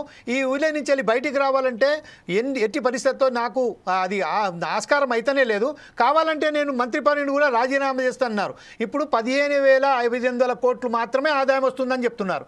అయితే ప్రస్తుతం ఏదైతే ఉన్నదో ఈ 9.5 సంవత్సరాల కాలంలో ఉద్యోగస్తులు ఎప్పుడు కూడా ఉద్యమించలేదండి. ఎందుకని ఈరోజు రేవంత్ రెడ్డి రాగానే మనం ఉద్యమిస్తున్నామని చెప్తున్నారు? అప్పుడు మాట్లాడండి 2018లో సర్వనార సభలో వచ్చే ఉద్యోగుల రణబేరి అని పెట్టేసి ఒక కార్యక్రమాన్ని తీసుకున్నాం. ఆ రోజు కూడా ఇక్కడ సమరమే అని చెప్పాం. ఆ సమరమని పేపర్లో రావడం చూసింది. 2 రోజులకే ముఖ్యమంత్రి గారు అప్పుడు ఉన్న కేసీఆర్ గారు పిలిచి మాకు 30% పిట్మెంట్ ఇచ్చి 6 ఫిక్సేషన్ చేసిన సందర్భాన్ని గుర్తు చేసినాం. మాట్లాడలేదు కాదు, మాట్లాడినాం. కాదు ఒకసారి జగదీశ్వర్ గారు మాట్లాడిన తర్వాత మీతో వస్తాను. ఎందుకంటే సార్ జగదీష్ గారు, మన డాక్టర్ కోణం గారు ఏదో మాట్లాడదలుచుకున్నారు. Can he ask him? Can ask you please? మాట్లాడండి సార్. సార్ మనకు అంటే మీరు ఎన్ని సంవత్సరాల నుంచి ఉద్యోగం ఉన్నారో నాకు తెలియదు. నేను అంటే because I'm not connected to any union. 2020 పిఆర్సీలో మనకు ఐఆర్ ఇచ్చారా సార్?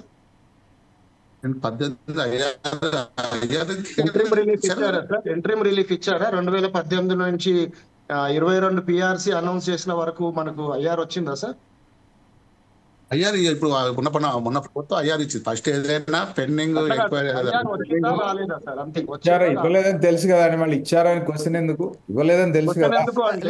క్వశ్చన్ కాదండి అట్లా కోనం గారు క్వశ్చన్ చేయకండి, అడగండి. ఎందుకు అడగలేకపోయాం ఆ రోజు అని నా డౌట్ అంతే. స్ట్రైట్ గా అడిగితే సరిపోదు, మీరు అడగదలుచుకుంది. ఇదే సార్ నేను ఇదే అడుగుతున్నాను, మనకు ఐఆర్ వచ్చిందా రాలేదా, రాకపోతే ఉద్యోగ సంఘాలం ఎందుకు అడగలేదు? సార్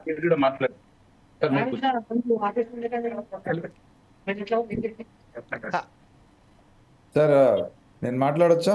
మాట్లాడండి సార్. జగదీశ్వర్ గారు you are only a person who has to talk right now. ఇచ్చిన తర్వాత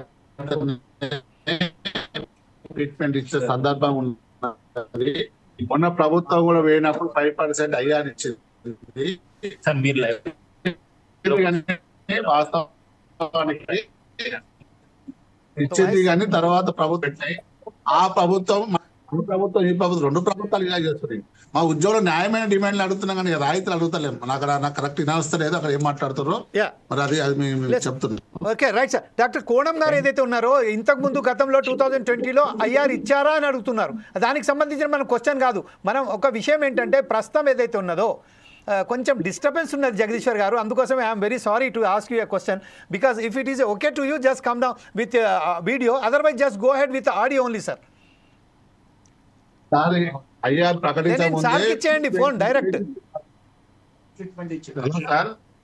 లెనిన్ డాక్టర్ సార్కి ఇచ్చేయండి ఫోన్ డైరెక్ట్. ఇచ్చాను సార్, ఇచ్చాను. హలో సార్, అప్పుడు ఏమైందంటే అప్పుడు ఐఆర్ ప్రకటించక ముందే డైరెక్టే వాళ్ళ ట్రీట్మెంట్ ఇచ్చిన ఐఆర్ అవసరమే ఉన్నదిగా. వాళ్ళ డైరెక్ట్ ట్రీట్మెంట్ ఫిక్సేషన్ చేసేది కదా. మళ్ళీ దానికి ఐఆర్ ఎప్పుడు ఇస్తారు? ఇంటి రిలీఫ్ అంటే మన పెండింగ్ ఉన్నప్పుడే ఇస్తారు. కమిటీ రిపోర్ట్ లేట్ అయితే ఐఆర్ ఇస్తారు. అప్పుడు డైరెక్ట్ ఫిక్సేషన్ కదా అప్పుడు మా ముఖ్యమంత్రి గారు. డిస్టర్బ్ చేస్తున్నందుకు ఒక్క నిమిషం సార్. నేను 2000 సంవత్సరంలో ఉద్యోగంలో చేరినాను సార్. తర్వాత 2005లో పిఆర్సీ తీసుకున్నాను, 10లో తీసుకున్నాను, 15లో తీసుకున్నాను, 20లో తీసుకున్నాను, 25 కోసం వెయిట్ చేస్తున్నాను. కానీ నా అనుభవం ప్రకారం నాకు రూల్స్ తెలియదు సార్, ఎక్కువ తెలియదు. ఎందుకంటే నేను డాక్టర్ని కాబట్టి నాకు రూల్స్ తెలియదు. అవి ఒకవేళ నేను తప్పు మాట్లాడితే నాకు క్షమించండి అందరూ. 2005లో పిఆర్సీ కమిటీ 2003లో అనౌన్స్ చేస్తే 2003 నుంచి పిఆర్సీ వచ్చే వరకు వాళ్ళ ఒక్క నెంబర్ ఇంత ఐఆర్ ఈ రోజు నుంచి ఇస్తున్నాము అని జూలై 1, 2003 నుంచి పిఆర్సీ అయ్యే వరకు ఇచ్చారు సార్. అలానే 2005 నుంచి 10 మధ్యలో 2008 నుంచి 10 వరకు ఐఆర్ ఇచ్చారు సార్. 10 తర్వాత 15 వరకు ఇచ్చారు సార్. అలా 13లో ఇచ్చారు, 15లో 20 మధ్యలో 18లో ఇవ్వాల్సింది ఇవ్వలేదు. దానివల్ల ఉద్యోగులు ఎంత నష్టపోయారో ఎవరైనా ఇది లెక్కేశారా? ఓకే, అది మీరు ఫిట్మెంట్ రైట్ సార్. జగదీష్ గారు లెట్ హిమ్ కోనం గారు డాక్టర్ గారు ఒక నిమిషం. జగదీష్ గారు చెప్తారు ఇది సమాధానం ప్రస్తుతం. 2020లో రాలేదు మనకు right sir. Okay, you have asked the question. Jagadishwar గారు చెప్తారు ఈ విషయంపై. ఒకసారి జగదీశ్వర్ గారు చెప్పండి సార్. 2.5 పిఆర్సీలు లాస్ అయిన మాట వాస్తవం. గత ప్రభుత్వంలో అంతకుముందున్న పిఆర్సీలో 2.5 పిఆర్సీలు మా ఉద్యోగులు లాస్ అయ్యారు. అయినందుకే కదా గత ప్రభుత్వంలో మాకు ఐఆర్ డైరెక్ట్ ట్రీట్మెంట్ ఇచ్చారు. అప్పుడు దానికి ఏమున్నది? ఇప్పుడు వాళ్ళు ఇచ్చారు, ఇప్పుడు కూడా లేట్ అవుతుంది కదా. మనకు ఆ ప్రభుత్వాన్ని కూడా మేము అందుకే ఐఆర్ మొదలే మనం కమిటీ వేసుకుంటేనే ఐఆర్ ఇచ్చి 5% ఇచ్చిండ్రు. దాని మీద మనం ఇప్పుడు కమిటీ వేసి ఇప్పటికి కూడా రిపోర్ట్ రాలేదు. ఈ కమిటీ రిపోర్ట్ తీసుకొని మళ్ళీ ఇప్పుడు ఐఆర్ అవసరం ట్రీట్మెంట్ ఇచ్చేస్తే ఆ పిఆర్సీ ఇంప్రూవ్మెంట్ అవుతాయి కదా. Right sir. జగదీశ్వర్ గారు, ఇప్పుడు ప్రస్తుతం ఏదైతే ఉన్నదో రాష్ట్ర ప్రభుత్వం మీకు సమస్యల పట్ల పరిష్కరించడానికి ఒక అవకాశం కల్పించింది, మీకు రమ్మని చెప్పింది మాట్లాడడానికి. ఆ విషయంపై ఈ రోజు ఏ నిర్ణయం తీసుకున్నారో చెప్పండి సార్. రమ్మంటే మాట్లాడతాం సార్. ఇప్పుడు వాళ్ళ 3 మెన్ కమిటీ వేసి అలా 7 నెలలు అవుతుంది. 7 నెలల నుంచి వెయిట్ చేస్తున్నాం మాట్లాడదామని. ఆర్థికపరమైన కాకుండా ఆర్థికేతర సమస్యలు కూడా బాగున్నాయి. మరి ఒకసారి పిలిచి మాట్లాడాలి కదా. ఈ ప్రభుత్వ పరిస్థితికి ఇట్లా ఉన్నది, నేను ఇట్లయితే ఇట్లా ఇస్తావు, ఇట్లయితే ఇయ్యమో అని చెప్పాలి. మరొక ప్రభుత్వ ఉద్యోగులే ఉన్నారా? ఇంతకుముందు అక్కడ డాక్టర్ గారు కూర్చుంటున్నట్టు అందరూ ఉంటారు కదా సార్. ఇప్పుడు ప్రస్తుతం ఏదైతే 206 యూనియన్లు ఒక్కసారి కట్టి మీకు చైర్మన్గా చాలా మీ మీద ఆశలు పెట్టి ఈరోజు మిమ్మల్ని ముంగడ పెట్టారు. యాజ్ ఎ చైర్మన్గా మిమ్మల్ని ఎన్నుకున్నారు. ఈ విషయంపై ప్రస్తుతం ఏదైతే పార్టీ రేవంత్ రెడ్డి పిలుస్తున్నారో ఈ నేపథ్యంలో మీరు ఈ సమస్యలను ఎట్లా ప్రొడ్యూస్ చేయబోతున్నారు? కదండి, పిలవట్లేదు కదా. ఈ రోజు పిలిచారండి. ఇప్పుడు ఏదైతే ప్రెస్ మీట్ నడిచిందో ఆ ప్రెస్ మీట్ లో మీరు పిలిచారు. ఆర్టీసీ కార్మికులకు మీకు కూడా సార్ ఈ సమాధానం వచ్చినట్టుంది, సమాచారం వచ్చిందా లేదా తెలియదు కానీ ఆర్టీసీ కార్మికులు 11 o'clock పిలిచారు. ఎస్ మాకు కూడా మాట్లాడుతాను, మేము మాట్లాడతాం, అందరం కూర్చుని జేఏసీ వద్ద కూర్చుని మరి ప్రభుత్వ పరిస్థితి ఎట్లుందో వాళ్ళు చెప్పవలసిన బాధ్యత ఉంది, మా ఉద్యోగుల పరిస్థితి మేము చెప్పవలసిన బాధ్యత ఉంది. మేము ఉద్యోగులే కాదు, రాజకీయ నాయకులు అందరూ ఇప్పుడు మన పెన్షన్ తీసుకున్న వాళ్ళు, అలాగే ఇలా మంత్రులు, ఎమ్మెల్యేలు అందరూ కూర్చొని మాట్లాడుకోవాల్సిన బాధ్యత ఉన్నది. ఒక ఉద్యోగుల మీదనే భారం వేసడం కరెక్ట్ కాదు. మరి మీకు ఇవి లేనప్పుడు కూడా కొన్ని తగ్గించుకోవాలి కదా, మన దగ్గర ఆర్థికంగా లేనప్పుడు ప్రభుత్వం. ఇదే విషయంపై కొంచెం ప్రభుత్వ ఉద్యోగస్తులు సమన్వయం పాటించాలి. మాకు ఇప్పుడు ప్రస్తుతం ఏదైతే ఉన్నదో ఆర్థికంగా చాలా వెనుకబడి ఉందని, ఎక్కడి నుంచి అప్పులు పుట్టలేవు అని చెప్తున్నారు. ఈ నేపథ్యంలోనే సమన్వయం అనే మాటకు మీరు నిర్వచనం ఏమిస్తారండి? సమన్వయం మేము పాటించాలి, అందరూ సమన్వయం పాటించాలి. ఒక యుద్ధం వచ్చినప్పుడు అందరూ దానికి నష్టపోతారు. ఇలా ఆర్థికంగా ఇబ్బంది లేనప్పుడు అందరూ కూర్చొని మాట్లాడుకోవాలి. ఎట్లా పరిస్థితి బాగాలేదు కాబట్టి మరి ఆర్థికంగా ఇబ్బంది ఉన్నారంటారు, అన్ని కొనసాగిస్తారు, అన్ని రకాలు అవుతున్నాయి. ఓన్లీ ఉద్యోగులకు వచ్చే వరకు ఈ పరిస్థితి ఎందుకు అవుతుందో మనం ప్రభుత్వం మేము మాట్లాడుకుంటాం. మన ముఖ్యమంత్రి గారు కూడా కోరుతున్నాం, మంత్రులను కోరుతున్నాం, మీరు చర్చించండి. మీరు కొత్త కొత్త పథకాలు తీసుకొస్తారు, తీసుకురండి. మన దగ్గర ఆర్థికంగా బాగున్నప్పుడే కదా అన్ని పథకాలు ఇచ్చేది. మా ఉద్యోగులకైతే మ్యాండేటరీ కదా జీతం ఇచ్చడం అన్నది రాజ్యాంగ హక్కు. అది జీత బత్యాలు అన్నది మా ఉద్యోగుల హక్కు. అది మాకు రాయితీలు కావు, మా పథకాలు కావు. ప్రభుత్వం అన్నప్పుడు మా ఉద్యోగాలకు జీతభత్యాలు ఇవ్వాల్సిన బాధ్యత ఉంది. ఇయ్యలేని పరిస్థితిలో ఎట్లా ఇస్తలేమో అని అది చెప్పి అందరం కూర్చొని మాట్లాడుకోవాల్సిన పరిస్థితి ఉంది. Right, thank you very much Jagadishwar గారు. ఇప్పుడు ప్రస్తుతం ఏదైతే మాట్లాడడానికి ఇంకో మరో నేత అయితే ఉన్నారు ముజీం, ఒకసారి వారిని కూడా అడిగి తెలుసుకుందాం వారి స్పందన ఎట్లా ఉన్నది. ముజీబ్ గారు చెప్పండి సార్. ముజీబ్ గారు చెప్పండి. ముజీబ్ గారు, ప్రస్తుతం ఏదైతే ఉన్నదో చర్చలకు ఇప్పుడు ఏదైతే ఉన్నదో రాయితీలు అడుగుతలే, మేము మాకు రావాల్సిన బకాయిలు మాత్రమే అడుగుతున్నాము అని మీ జాక్ చైర్మన్ అయినటువంటి జగదీశ్వర్ గారు చెప్పారు. ప్రస్తుతం ఏదైతే ఉన్నదో ఆర్టీసీ ఉద్యోగస్తులతో మాట్లాడాను. ఒకేసారి ఆర్టీసీ ఉద్యోగస్తులు, ప్రభుత్వ ఉద్యోగస్తులైన మీరు అందరూ ఒకసారి సమ్మె బట్టడం వల్ల ఇప్పుడు ప్రస్తుతం అయితే ఒక రాజకీయ సంక్షోభం ఏర్పడింది రాష్ట్రంలో. ఈ విషయంపై మీరు ఎలా స్పందిస్తారండి? గౌరవ ముఖ్యమంత్రి గారు మాట్లాడినప్పుడు బోనస్ అని చెప్పిండ్రు. మేము ఎక్కడ కూడా గొంతమ కోరికలు కావు. బోనస్ అన్నది రాష్ట్ర ప్రభుత్వ ఉద్యోగుల డిక్షనరీలో బోనస్ అన్నది ఉండదు. ప్రైవేట్ ఉద్యోగులకు బోనస్ ఉంటది ఒకటి. రెండో విషయం, మేము ఏది కూడా గొంతమ కోరికలు కావు. మేము అడుగుతుంది గౌరవ ముఖ్యమంత్రి గారు అడగంగానే కేబినెట్ సబ్ కమిటీ వేసి చర్చల ద్వారా సమస్యలు పరిష్కరిస్తాం. గౌరవ ఉప ముఖ్యమంత్రి గారిని చైర్మన్ గా వేస్తున్నా, గౌరవ 2 మంత్రులను కేశవరావు గారిని మెంబర్గా వేస్తున్నా అని చెప్పిండ్రు. చెప్పి కూడా 7 నెలల పై అయిపోయింది. అయినప్పటికీ ఒక్కసారి కూడా పిలుపు రాకపోవడం, ఉద్యోగుల సమస్యలు పరిష్కారానికి రాకపోవడం. సమస్యలు అంటే కేవలం ఆర్థిక పరమైన అంశాలే కాదు కదా. 54-55 సమస్యలు ఇస్తే 49 50 సమస్యలు ఆర్థిక ఇతరమైన సమస్యలు. కనీసం ఆ సమస్యలు కూడా సంబంధిత శాఖాధిపతులను పిలిపించి మాట్లాడి ఆ సమస్యకు పరిష్కారం చెప్దామని మరి ఆ ఆలోచన లేనప్పుడు వేరే దారి ఏమైనా ఉందా మీరు చెప్పండి నాకు. ప్రభుత్వ ఉద్యోగులు అంటే నిరంతరంగా మాకు కూడా కష్టాలు కన్నీళ్ళు ఉంటాయి, మాకు కూడా పిల్లలు ఉన్నారు కదా. మేము కూడా సమాజంలో చెప్పుకోవాలి. పైలి వస్తే, తనఖా వస్తే, ఒకసారి జీతం వస్తే చిట్టి పైసలు కట్టాలి, ఇంటి కిరాయి కట్టాలి, కరెంట్ బిల్ కట్టాలి, స్కూల్ ఫీజు కట్టాలి, మంచి చెడు చూడాలి,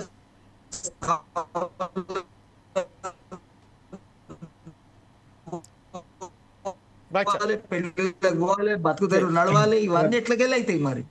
ఇవన్నీ కావాలా కావద్దా? లేవు. అసలు మొత్తానికి ఆర్థికంగా నష్టపోయింది ప్రభుత్వం. ఇప్పుడిప్పుడే ఏదైతే ముందుకు వస్తున్నాం, అప్పుడు మీరు ఇట్లాంటివి చేయడం అనేది మానుకోవాలి. ఒకవేళ మీ వెనక ఏదైనా రాజకీయ పార్టీ నడిపిస్తుందేమో అదే అలాంటిది ఏమైనా ఉంటే కూడా మానుకోవాలని చెప్పేసి కూడా సీఎం అంటున్నారు. దానిపైన మీ స్పందన? రూపాయి వెళ్ళదన్నారు. మేము కోసి రూపాయి ఇవ్వమని ఎక్కడ అడగలేదు, మాకు అవసరం కూడా లేదు. దాన్ని కూడా మేము కూడా చాలా ఇబ్బంది పడ్డాం. అట్లాంటి మాటలు అది మంచిది కూడా కాదు. మేము కూడా దాన్ని అంటే వారు కోపంలో ఉన్నారు, అసహనానికి గురై ఆ మాట చెప్పుకుంటొచ్చని అనుకున్నాం. కానీ మా వెనుక రాజకీయ పార్టీ అంటే తెలంగాణ ఎన్జిఓలకు ఏ రాజకీయ పార్టీ అవసరం లేదు. 80 సంవత్సరాల నుంచి ఎవడు జై తెలంగాణ అన్నప్పటి నుంచి ఎత్తిన జెండా కింద పెట్టకుండా నిరంతరంగా ఉద్యోగుల సమస్యల కోసం, ఉద్యోగుల సమస్యల పరిష్కారం కోసం అటు ప్రజలను ఇటు ఉద్యోగుల మధ్యలో ఉండి ఒక అనుసంధానకర్తగా 80 సంవత్సరాలు చేసుకుంటున్నాం. ఈ సంవత్సరం 80 సంవత్సరాలు అవుతుంది మాది. అప్పటి నుంచి ఇప్పటి వరకు ఉద్యోగుల మధ్యలో ఉన్నామంటే చరిత్రహీనులు ప్రతి సంస్థలో ఉంటారు, ఉండొచ్చు గాక. ఉద్యోగ నాయకులలో అట్లాంటి వాళ్ళు కూడా ఉండొచ్చు గాక. ఇంటెలిజెన్స్ వ్యవస్థ మీ చేతిలో ఉంది. అట్లాంటి వాళ్ళు ఎవరైనా ఉంటే బట్టబయలు చేయండి. మాకు అట్లాంటి ఉద్దేశం లేదు. మాకు గౌరవ ముఖ్యమంత్రి గారు తండ్రి స్థానంలో ఉన్నారు. పిలిపించి మాట్లాడండి. ఒక తండ్రి పిల్లలను ఎట్లా చూస్తాడో మీరు కూడా అట్లా చూడండి, పిలిచి మాట్లాడండి. సమస్యల ద్వారానే, మాటల ద్వారానే సమస్యలు పరిష్కారానికి వస్తాయి. ఖచ్చితంగా పిలిస్తే సమస్య పరిష్కారానికి వస్తుంది. చర్చల ద్వారా సమస్యలు పరిష్కారం అవుతాయి అన్న నమ్మే దాంట్లో నేను ఒక్కనని చెప్పి కూడా మీ ద్వారా మీకు నత్తి చేస్తాను. ఇప్పుడు గతంలో ఎవరైతే టీఎన్జిఓస్ అధ్యక్షులుగా ఉన్నారో అలాగే సెక్రటరీలుగా ఉన్నారో వాళ్ళు పదవులు సాధించిన తర్వాత ఒక పార్టీలో చేరిన తర్వాత వారు తనదైన శైలిలో ఓ బ్రహ్మాండమైన అనుభవిస్తున్నారు. అంటే అక్కడ ఏదైతే అనుభవిస్తున్నారని చెప్తున్నారు. ఒక తెలంగాణ ఎన్జిఓస్ అనేది మాత్రం ఒక మెట్టులాగా వాళ్ళు ఉపయోగించుకున్నారు. తెలంగాణ ఉద్యోగస్తుల పట్ల ఒకసారి వారితోని సానుభూతి పొందిన తర్వాత ఈరోజు అనుభవం ఇస్తున్నారని చెప్తున్నారు. మన డాక్టర్ కోనం కూడా అదే చెప్పారు. గతంలో అనేక సమస్యలపై మాట్లాడని ఈ ఉద్యోగ సంఘాలు ఈ రోజు ఒక్కసారిగా ఎందుకు వచ్చాయని చెప్తున్నారు. ఈ విషయంపై మీరేమంటారు ముజీబ్ గారు? డాక్టర్ పూనం గారు కూడా నమస్కారం తెలియపరచుకుంటూ, గతంలో మాట్లాడలేదంటే గతంలో మాట్లాడనోడు చరిత్రహీనుడు. ఇప్పుడు మేము మాట్లాడుతున్నాం ఉద్యోగుల పట్ల చిత్తశుద్ధి ఉందని చెప్పి గౌరవ ముఖ్యమంత్రి గారి మాట మీద గౌరవం ఉంది కాబట్టి సహనం ఓపికతో ఉన్నాం. ఇప్పటి కూడా చర్చల ద్వారా సమస్యలు పరిష్కారం చేయమని చెప్తున్నాం. అంటే నిరంతరంగా మాట్లాడలేమంటే బేయిజ్జతి చేస్తూనే పోతారా? అధికారులు మాట్లాడాలి, మంత్రులు పిలిపించి మాట్లాడాలి, సమస్యలు పరిష్కరించాలి, ఉద్యోగుల సమస్యలు వినాలన్న ఓపిక ఉండదా? ప్రజల భాగం కాదా? ప్రజలకు సేవ చేస్తలేమా? అంటే మొత్తం మమ్మల్ని చాయలకెళ్ళి ఈగని తీసుకునేసినట్టు పడేస్తామంటే ఎవరైనా తెలంగాణ ఎన్జిఓ మెట్టెక్కి వాడేమన్నా నాయకుడు అయ్యి ఉంటే ఇంకేమన్నా ఉంటే ప్రజలు వాడిని బుద్ధి చెప్పిండ్రు. వాడు వచ్చి అమరవీల స్థూపం దగ్గర చంపలేసుకున్న సందర్భాలు ఉన్నాయి. మా ఆమోద్ గారిని అరెస్ట్ చేసిన సందర్భాలు ఉన్నాయి. స్వామినాథన్ గారిని జైల్లో పెట్టిన సందర్భాలు ఉన్నాయి. ఒక ముఖ్యమంత్రి గారిని హెచ్చరించి 610 జియో తీసుకున్న సందర్భం మర్చిపోతున్నారు. తెలంగాణ ఎన్జిఓలు అంటే 100% ఉద్యమాన్ని నమ్మేటోళ్ళు, ఉద్యోగ ఆకాంక్షలు నమ్మేటోళ్ళు, ఉద్యోగుల సమస్యల పరిష్కారం చేసేటోళ్ళు తెలంగాణ ఎన్జిఓల నాయకులు ఉంటారు. ప్రతి సంస్థల చరిత్రహీనులు ఉంటారు, చరిత్రకారులు ఉంటారు. ఒకవేళ రేపు నాయకులు ఇవ్వడం అట్లాంటి పరిస్థితి మళ్ళీ తెస్తే ఖచ్చితంగా ప్రజల ద్వారా, ప్రభుత్వాల ద్వారా, ఉద్యోగుల ద్వారా బరాబర్ బుద్ధి చెప్పే సమయం కూడా ఆసనం అవుతుందని మీ ద్వారా ఇంకొక విషయం ఏంటంటే ముజీబ్ గారు, ప్రస్తుతం ఏదైతే ఉందో 206 సంఘాలతో ఏకమైన జాక్లో ఇప్పుడు పెన్షనర్స్ అసోసియేషన్ కూడా జాయిన్ అయిపోతున్నారు. పెన్షనర్స్ అసోసియేషన్ వాళ్ళు ఏమంటున్నారంటే తమకు రావాల్సిన బకాయిలు ఇప్పటి వరకు రాలేదు, మేమేదైతే బిడ్డ పెళ్లికో ఇంకా ఇల్లు కట్టడానికో ఇంకా ఇతరకో మేము జమ చేసిన పైసలు కూడా రాలేదని చెప్తున్నారు. ఈ విషయంపై మీరు స్పందిస్తారండి? ఈ పెన్షనర్ అసోసియేషన్ తరఫున కూడా మీరేమైనా మాట్లాడదలుచుకున్నారా ప్రభుత్వంతో? వాళ్ళు కూడా జేఏసీలో ఉన్నారు. వాళ్ళు కూడా జేఏసీల భాగ్యస్వాములు. వారు మా సీనియర్లు. దాదాపు 7 నుంచి 8 సంఘాలు కూడా పెన్షనర్ సంఘాలు ఉన్నాయి. చాలా స్పష్టంగా మొన్న జరిగిన మీటింగ్ లో పెద్దలు లక్ష్మయ్య గారు చేయడం జరిగింది. ఇప్పుడు రిటైర్ అయిన ఉద్యోగికి ఏముంటుంది సార్? ఆ పెన్షన్ పైసలు వస్తే మన్మళ్ళకో మరి బిడ్డకో కొడుకుకో పెళ్లి చేయాలి, ఇల్లు కట్టుకోవాలి, అందులోకెళ్ళి ప్రసాదం లాగా పంచాలని ఉంటది. కానీ రిటైర్ అయినప్పటికీ కూడా పైసలు అంటే ఈ ప్రభుత్వంలో పైసలు వస్తాయి. గత ప్రభుత్వంలో కూడా రిటైర్ అయిన ఉద్యోగులకు రాలే పైసలు. ఏ మాటకు ఆ మాట మాట్లాడుకోవాలి. ఈ ప్రభుత్వంలో కూడా అదే పరిస్థితి ఉంది. గత ప్రభుత్వం పనిచేయలేదు కాబట్టి ఈ రోజు ఆపోజిషన్ లో కూర్చుంది.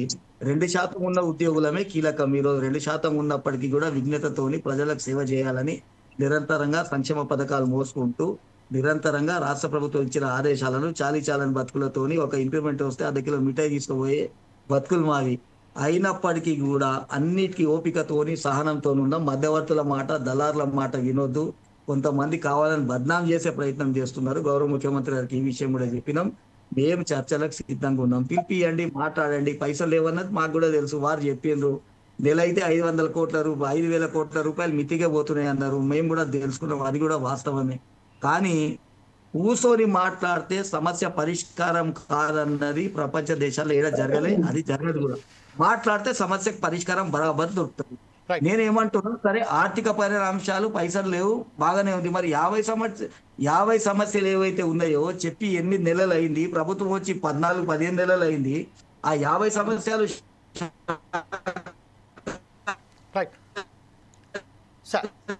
ఓకే. లెనిన్ గారు, జగదీశ్వర్ గారు ఉన్నారండి అక్కడ? ఎనీవే మనం ఒకసారి right, thank you very much Mujeeb గారు, అలాగే జగదీశ్వర్ గారు. ప్రస్తుతం ఒకసారి మనం చావా రవి గారి దగ్గరికి వెళ్దాం. చావా రవి గారు, సమయం మరి ప్రభుత్వం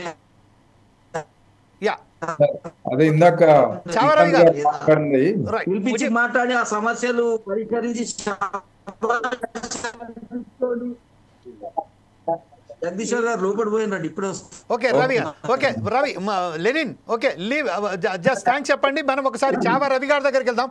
చావా రవి గారు, మాటికి ఇప్పుడు ఏదైతే రేవంత్ రెడ్డి గారు నిన్న మాట్లాడిన దాంట్లో చూస్తే ఉచితాలు బంద్ చేయాలనా అని మీ మీద అంటే ఏదైతే ప్రభుత్వం మీదకి ఏదైతే వస్తున్నదో, ఎప్పుడైతే ప్రభుత్వానికి సంబంధించిన ఉచిత పథకాలు ఏదైతే ప్రకటించిరో ఎవరికైతే అడిగిగైతే వారిని ప్రకటించలేదు కదా. తన ఎన్నికల మేనిఫెస్టోలో పెట్టుకున్నారు, వారే పెట్టుకున్నారు. ఒక పార్టీకి ధీటుగా వాళ్ళు ₹1 ఇస్తానంటే వీరు ₹2 ఇస్తానన్నారు. వారు ఏదో ఇంకా 1,00,000 అంటే వీళ్ళు 2 లక్షలు ఇస్తానన్నారు.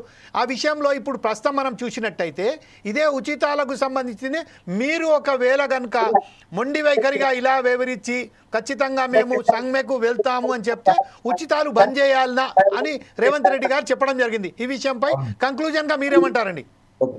ప్రభుత్వం తన వైఫల్యాలకి ఉద్యోగుల్ని బాధ్యుల్ని చేయాలని చూస్తూ ఉంది. ప్రభుత్వం తను ఏదైతే 6 గ్యారంటీలు కానివ్వండి, లేకపోతే 420 హామీలు కానివ్వండి ఏవైతే ఉన్నాయో వాటిని అమలు జరపడంలో ఇవాళ ఇబ్బందులు వచ్చినాయి. కాబట్టి ఆ ఇబ్బందులన్నింటినీ ఉద్యోగుల వల్లనే చేయలేకపోతున్నాం. ఉద్యోగులు జీతాలు పెంచమంటున్నారు, ఉద్యోగులు డిఏలు ఇవ్వమంటున్నారు, ఈ ఉద్యోగులు బోనస్లు ఇవ్వమంటున్నారు అనే మాటలు మాట్లాడుతున్నారు. బోనస్ మేము అడగలేదు, మాకు రావాల్సిన బకాయిని 5 డిఏల్ని ఇవ్వమని అడుగుతున్నాం. అది కూడా 5 డిఏల్లో ఎన్ని ఇస్తారో కూర్చొని మాట్లాడి సెటిల్ చేస్తే, పోయినసారి 5 డిఏలు పెండింగ్ ఉంటే 1 డిఏ ఇచ్చారు, మళ్ళీ మార్చి తర్వాత చూద్దామన్నారు. మరి కూర్చొని మాట్లాడి ఎన్ని డిఏలు ఇస్తారో సెటిల్ చేసుకోవాలి కదా, అది లేదు. ఇవాళ మీరు మాట్లాడుతూ ఉన్న సందర్భంలో ఇందాక శ్రీకాంత్ గారు కూడా చెప్పారు, గత ప్రభుత్వం 2018 మే 16వ తేదీన ప్రగతి భవన్లో ఉద్యోగ సంఘాలు పిలిచి చర్చలు జరిపారు. జూన్ 2కి IR ఇస్తామన్నారు, ఆగస్టు 15 PRC ఇస్తామన్నారు. ఎప్పుడు 2018లో PRC కమిటీని వేశారు, PRC లేదు, IR లేదు. సెప్టెంబర్ అసెంబ్లీ డిజాల్వ్ చేసి ఎన్నికల్లోకి వెళ్ళిపోయారు. తీరా ఎన్నికల్లోకి వెళ్ళిపోయే సందర్భంలో మరి మా DA ఏంటి, IR ఏంటి, మా PRC ఏంటి అని చెప్పి ఆ రోజు 79 సంఘాలతోటి ఉద్యోగులు, ఉపాధ్యాయులు, పెన్షనర్ల సంఘాలు కలుపుకొని ధర్మాగ్రహ సభ నిర్వహించాం. నవంబర్ 11వ తేదీ 2018లో హైదరాబాదు ఎగ్జిబిషన్ గ్రౌండ్లో. ఆ తర్వాత 2020లో చలో అసెంబ్లీ, ఆ తర్వాత 2020 డిసెంబర్లో మహాధర్నా హైదరాబాద్ ధర్నా చౌక్లో ఇందిరా పార్క్లో చేస్తే, ఆ తర్వాత PRC రిపోర్ట్ బయటకు వచ్చింది. PRC రిపోర్ట్లో 7.5% ఫిట్మెంట్ ఇస్తే ఈ 7.5 PRC మాకు అక్కర్లేదని BRK భవన్ ముందు తగలబెట్టాం. మా మీద కేసులు పెట్టారు. ఇవాళకి కూడా కోర్టు చుట్టూ తిరుగుతూ ఉన్నాం. రేపు ఇంకా 8వ తేదీ ఫైనల్ జడ్జిమెంట్ ఉంది. 4 ఏళ్ల నుంచి కోర్టు చుట్టూ తిరుగుతూ ఉన్నాం. ఇప్పటికి 40 సార్లు కోర్టుకి వెళ్ళాం. సో ఇవన్నీ కూడా మేము చేసాం. ఎందుకంటే కొంతమంది ప్రభుత్వానికి అనుకూలంగా మాట్లాడకుండా కూర్చుని ఉండొచ్చు, కానీ ఆనాడైనా ఈనాడైనా ప్రశ్నించే వాళ్ళు ఉన్నారు. ఉపాధ్యాయుల ఉద్యోగుల హక్కుల కోసం పోరాడే వాళ్ళుగా మేము ఉన్నాం. ఆ ప్రభుత్వంలోనూ మేము ఆ ప్రభుత్వానికి కంటగింపుగా మారాం. మా మీద పత్రికల్లో వార్తలు రాయించారు, మమ్మల్ని టార్గెట్ చేశారు, కేసులు పెట్టారు, ఇవన్నీ ఉన్నాయి. ఇప్పుడు కూడా ఈ ప్రభుత్వం మాట్లాడే దాంట్లో కూడా నన్ను గోసుకొని తింటారా, ఏం మాట్లావి? ఇవాళ అదేగా మాకు సంబంధించినటువంటి మేము అడుగుతున్నది, మీరు చెప్పినటువంటి వాగ్దానాలు మేనిఫెస్టోలో పెట్టినటువంటి దాంట్లో పెండింగ్లో ఉన్న డిఏలు ఇస్తామన్నారు. మీకంటే ముందున్నాయి 3, ఇప్పుడు మీరు వచ్చాక 3లో పెట్టించారు, ఇంకా 5 పెండింగే ఉన్నాయి. మేము దాచుకున్న GPF డబ్బులు మా అవసరాలకు ఉపయోగపడాలి కదా. మేము రిటైర్ అయితే మెచ్యూర్ అయినటువంటి TSGLI బాండ్స్, లేకపోతే మేము పెట్టుకున్న సరెండర్ లీవ్స్, మేము పెట్టుకున్న మెడికల్ రీయింబర్స్మెంట్ ఎన్ని రోజులు ఎదురు చూడాలి? ఇవి ఇవ్వమని అడిగితే కూడా ఇవ్వకుండా ఇబ్బంది పెడుతూ ఇప్పుడు ఏదో మొత్తంగా సంక్షేమ పథకాలకు దీనికి లింక్ పెట్టి సంక్షేమ పథకాలన్నీ మా వల్లనే ఆగిపోతున్నాయి అన్నట్టుగా ప్రకటించడం మాత్రం ఇది చాలా అన్యాయం. అందుకని ఇవాళ మీరు నిజంగా ఇప్పుడు 57 డిమాండ్స్ జేఏసీ నుంచి మేము పెట్టాం, చార్టర్ ఆఫ్ డిమాండ్స్. అందులో 45 దాకా ఫైనాన్షియల్ బర్డెన్ లేనివి, ఏవో కొద్ది ఆర్థిక భారం ఉన్నవి. మరి అలాంటి వాటిని పరిష్కారం చేయడానికి మీకు తీరిక లేదా? ఎన్ని రోజులైంది? 6 నెలలైంది కమిటీ వేసి. మరి క్యాబినెట్ సబ్ కమిటీ కూర్చోకపోతే ఎవరిని బాధ్యులు చేయాలి? ఉద్యోగ సంఘాలతో మాట్లాడితే మీతో లైజాన్ ఉంటుంది కదా, లైజాన్ ఏమన్నా ఇవాళ ఉద్యోగ సంఘాలు వ్యక్తిగత లబ్ధి కోసం కాదు కదా. ఇవాళ 2206 సంఘాల జేఏసీగా ఇవాళ మాట్లాడేటప్పుడు ఓ ఉద్యోగ సంఘ నాయకుడో లేకపోతే ఇంకోళ్ళో మేనేజ్ చేసుకుందాం అంటేనో, లేకపోతే వాళ్ళ వ్యక్తిగత లబ్ధి కోసం కాకుండా ఇవాళ అందరు ఉద్యోగుల తరఫున, ఉపాధ్యాయుల తరఫున, పెన్షనర్లు, కార్మికుల తరఫున మాట్లాడుతున్న సందర్భంలో కాస్త ఆ రిలేషన్స్ మెయింటైన్ చేసే దానికోసం ప్రయత్నం చేయట్లేదు. కనీసం హెల్త్ కార్డ్స్ లేవు, జాయింట్ స్టాఫ్ కౌన్సిల్ లేదు, సంఘాల రికగ్నిషన్ ఇవేమి ఖర్చుతో కూడుకున్నాయి కాదు కదా ప్రభుత్వానికి. ఎందుకు చేయలేకపోతున్నారు? అందుకని నిజంగా ప్రభుత్వానికి ఉద్యోగులు కేవలం 2% అనేటువంటి భావన ఏదైతే ఉందో అదే నిన్న ముఖ్యమంత్రి గారి మాటల్లో వ్యక్తమైంది క్లియర్గా. 2% కాబట్టి వీళ్ళని పట్టించుకోవాల్సిన అవసరం లేదన్నట్టుగా ఉన్నది. ఇది సరైంది కాదు. ఉద్యోగుల పట్ల ప్రభుత్వం యొక్క వైఖరి మారాలి. ఉద్యోగులు కూడా ప్రభుత్వంలో భాగంగా చూడాలి. 1% 2% కాదు, ఉద్యోగులు ఈ ప్రభుత్వ నిర్వహణలో కీలకంగా ఉంటారు. మరి ఆ ఉద్యోగులకు మీ సంక్షేమ పథకాలన్నీ ప్రజలకు చేరాలంటే ఉద్యోగుల ద్వారానే చేరతాయనేటువంటి విషయాన్ని కూడా గమనంలోకి తీసుకోవాలి. అట్లాగే 30 సర్వీస్ చేశాక మీకు కూర్చోబెట్టి పెన్షన్ ఇస్తున్నాం అంటున్నారు. Pension is not a bounty, it is a right అని చెప్పేసి 82లో డిఎస్ నకారా కేసులో జడ్జిమెంట్ వచ్చి సుప్రీంకోర్టు జడ్జిమెంట్, పెన్షన్ భిక్ష కాదు ఉద్యోగుల హక్కు అని చెప్పి.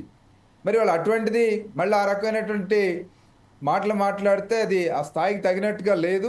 కాబట్టి ఉద్యోగుల్లో నాయకత్వం కొంచెం సంయమనం పాటిస్తున్నా కింద ఉద్యోగులు మాత్రం చాలా సీరియస్గా ఉన్నారు. ముఖ్యమంత్రి మాటలతోటి హట్ అయి ఉన్నారు. ఇవాళ ఉద్యోగులు, ఉపాధ్యాయులు, పెన్షనర్లు అంతా కూడా సోషల్ మీడియా, వాట్సాప్ గ్రూపుల్లో చూస్తే అర్థమవుతుంది. మరొకసారి మీ వద్దకు వస్తాను సార్. కంక్లూడ్గా మీ దగ్గరికి వచ్చి కంక్లూడ్ చేస్తాను డిబేట్ను మాత్రం. మరొకసారి దేవదానం గారి దగ్గరికి వెళ్దాం. దేవదానం గారు ప్రస్తుతం ఏదైతే ఉన్నారో పిఆర్సీకు సంబంధించి కానీ ఐఆర్కు సంబంధించి కానీ ఏ విషయంలో అయినా కానీ రాష్ట్ర ప్రభుత్వం ఏదైతే ఉన్నదో ఇంతకుముందు చులకన భావంగా చూస్తున్నది ప్రభుత్వ ఉద్యోగస్తులను. ఎప్పుడైతే వెన్నుముక్కగా భావించిందో ఆ వెన్నుముక్కనే ఈరోజు విరచడానికే ప్రయత్నం చేస్తున్నదని ఒక భావన వ్యక్తమైనదని. ఈ విషయంలో దేవదానం గారు మీరేమంటారండి? మనం డానియల్ గారి దగ్గర తర్వాత వద్దాం, ఇప్పుడు దేవదానం గారి దగ్గర మాట్లాడదాం. సార్, ప్రభుత్వ ఉద్యోగులను మరి నిర్లక్ష్యం చేసిన ఏ ప్రభుత్వం కానీ అది రాణించదు. మరి ఇంతకుముందు గత మాట్లాడిన యొక్క నాయకులందరూ కూడా ఒకసారి కూడా మరి డాక్టర్ శ్రీకాంత్ గారి యొక్క అభిప్రాయాన్ని నేను ఏకీభవిస్తా. ఎందుకంటే మరి అప్పుడు ఇప్పుడు మాట్లాడిన ఒక నాయకుడు వాళ్ళ తమ్ముడికి వాళ్ళ బావకు ట్రాన్స్ఫర్ అయితే సపరేట్ కూకున్నారు. అప్పుడు వాళ్ళందరూ కూడా చాలా మంది మరి ఒక ఆమెనైతే ఇప్పుడు మున్సిపల్ కమిషనర్ గా ఉండి ఆమె పేరు చెప్పను కానీ ఆమె ఇప్పుడు ఖమ్మంకు ట్రాన్స్ఫర్ చేసింది. అంటే ఆ రోజు అసలు నాయకులని మాట్లాడే అవకాశం ఇవ్వని నియంత ప్రభుత్వాన్ని నిర్వహించిన కేసీఆర్ గారు ఆ నియంత్ర ధోరణి నుంచి ఇప్పటికి కూడా ఆయన ఇంకా నియంత లాగానే వాళ్ళే నలుగురు మాట్లాడడం, వాళ్ళే నలుగురు వాళ్ళ కుటుంబ పాలనను ఇంకా మన మీద నెట్టడం అనేది జరుగుతూ ఉన్నది. సరే, ఏది ఏమైనప్పటికీ ఇప్పుడు మాకు రావాల్సిన యొక్క ఐఆర్ కానీ తర్వాత మాకు రావాల్సిన ఐఆర్ ఇస్తుంది సార్, మాకు రావాల్సిన పిఆర్సి యాజ్ మరి పెన్షనర్ గా మాకు రావాల్సిన యొక్క పెన్షనరీ బెనిఫిట్స్ ను సకాలంలో ఇవ్వవలసినదిగా కోరుచున్నాం. 1972 యాక్ట్ ప్రకారం ప్రభుత్వం యాక్ట్ లానే చేసింది సార్.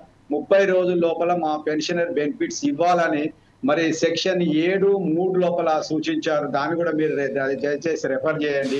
మరి దాని ప్రకారం మాకు రావాల్సిన వాటిని ఇవ్వవలసిందిగా కోరుచున్నాం. మరి అదే విధంగా ఇప్పుడున్న 209 సంఘాలు సరే అప్పుడు కాలేదు, అప్పుడు వాళ్ళను కనీసం మాట్లాడడానికి కూడా అవకాశం ఇవ్వని యొక్క ప్రభుత్వం 10 సంవత్సరాలు పరిపాలించింది. సరే, కొంతనన్నా ఇప్పుడు మాట్లాడే అవకాశం ఇస్తుంది. కానీ ఇంతకుముందు మనం అనుకున్నట్టుగా చర్చ ద్వారా ఏ సమస్యనైనా కూడా పరిష్కరించే యొక్క అవకాశం ఉంటుంది. మరి రవి గారు చెప్పినట్టుగా రవి గారు లాంటి ఫెడరేషన్ నాయకులు చాలా మంది మరి యొక్క ప్రభుత్వం యొక్క ఏదైతే దమన నీతి ఉన్నదో, ఏదైతే వారి యొక్క ద్వంద్వ నీతి ఉన్నదో వాటన్నిటిని ఎప్పటికప్పుడు ఎండగడతా ఉన్నారు. కానీ కొన్ని సంఘాలు చేయబట్టే ఇటువంటి పరిస్థితులు గత 10 సంవత్సరాలు ఏర్పడ్డాయి సార్. మరి వాళ్ళ బెనిఫిట్ పొందిన దాంట్లో డౌట్ ఏం లేదు. ఎమ్మెల్సీగా పోటీ చేసి ఓడిపోయిండ్రు. మరి చాలా మంది కూడా చాలా బెనిఫిట్ పొందిండ్రు. కానీ ఈ ప్రభుత్వం నిజంగా సమస్యల లోపల ఉన్నది, ఆర్థికంగా సమస్యల లోపల ఉన్నది. ఆ ఆర్థిక సమస్యలను బట్టి మా రిటైర్డ్ ఉద్యోగుల యొక్క బెనిఫిట్ ను ఆపడం అనేది సమంజసం కాదు.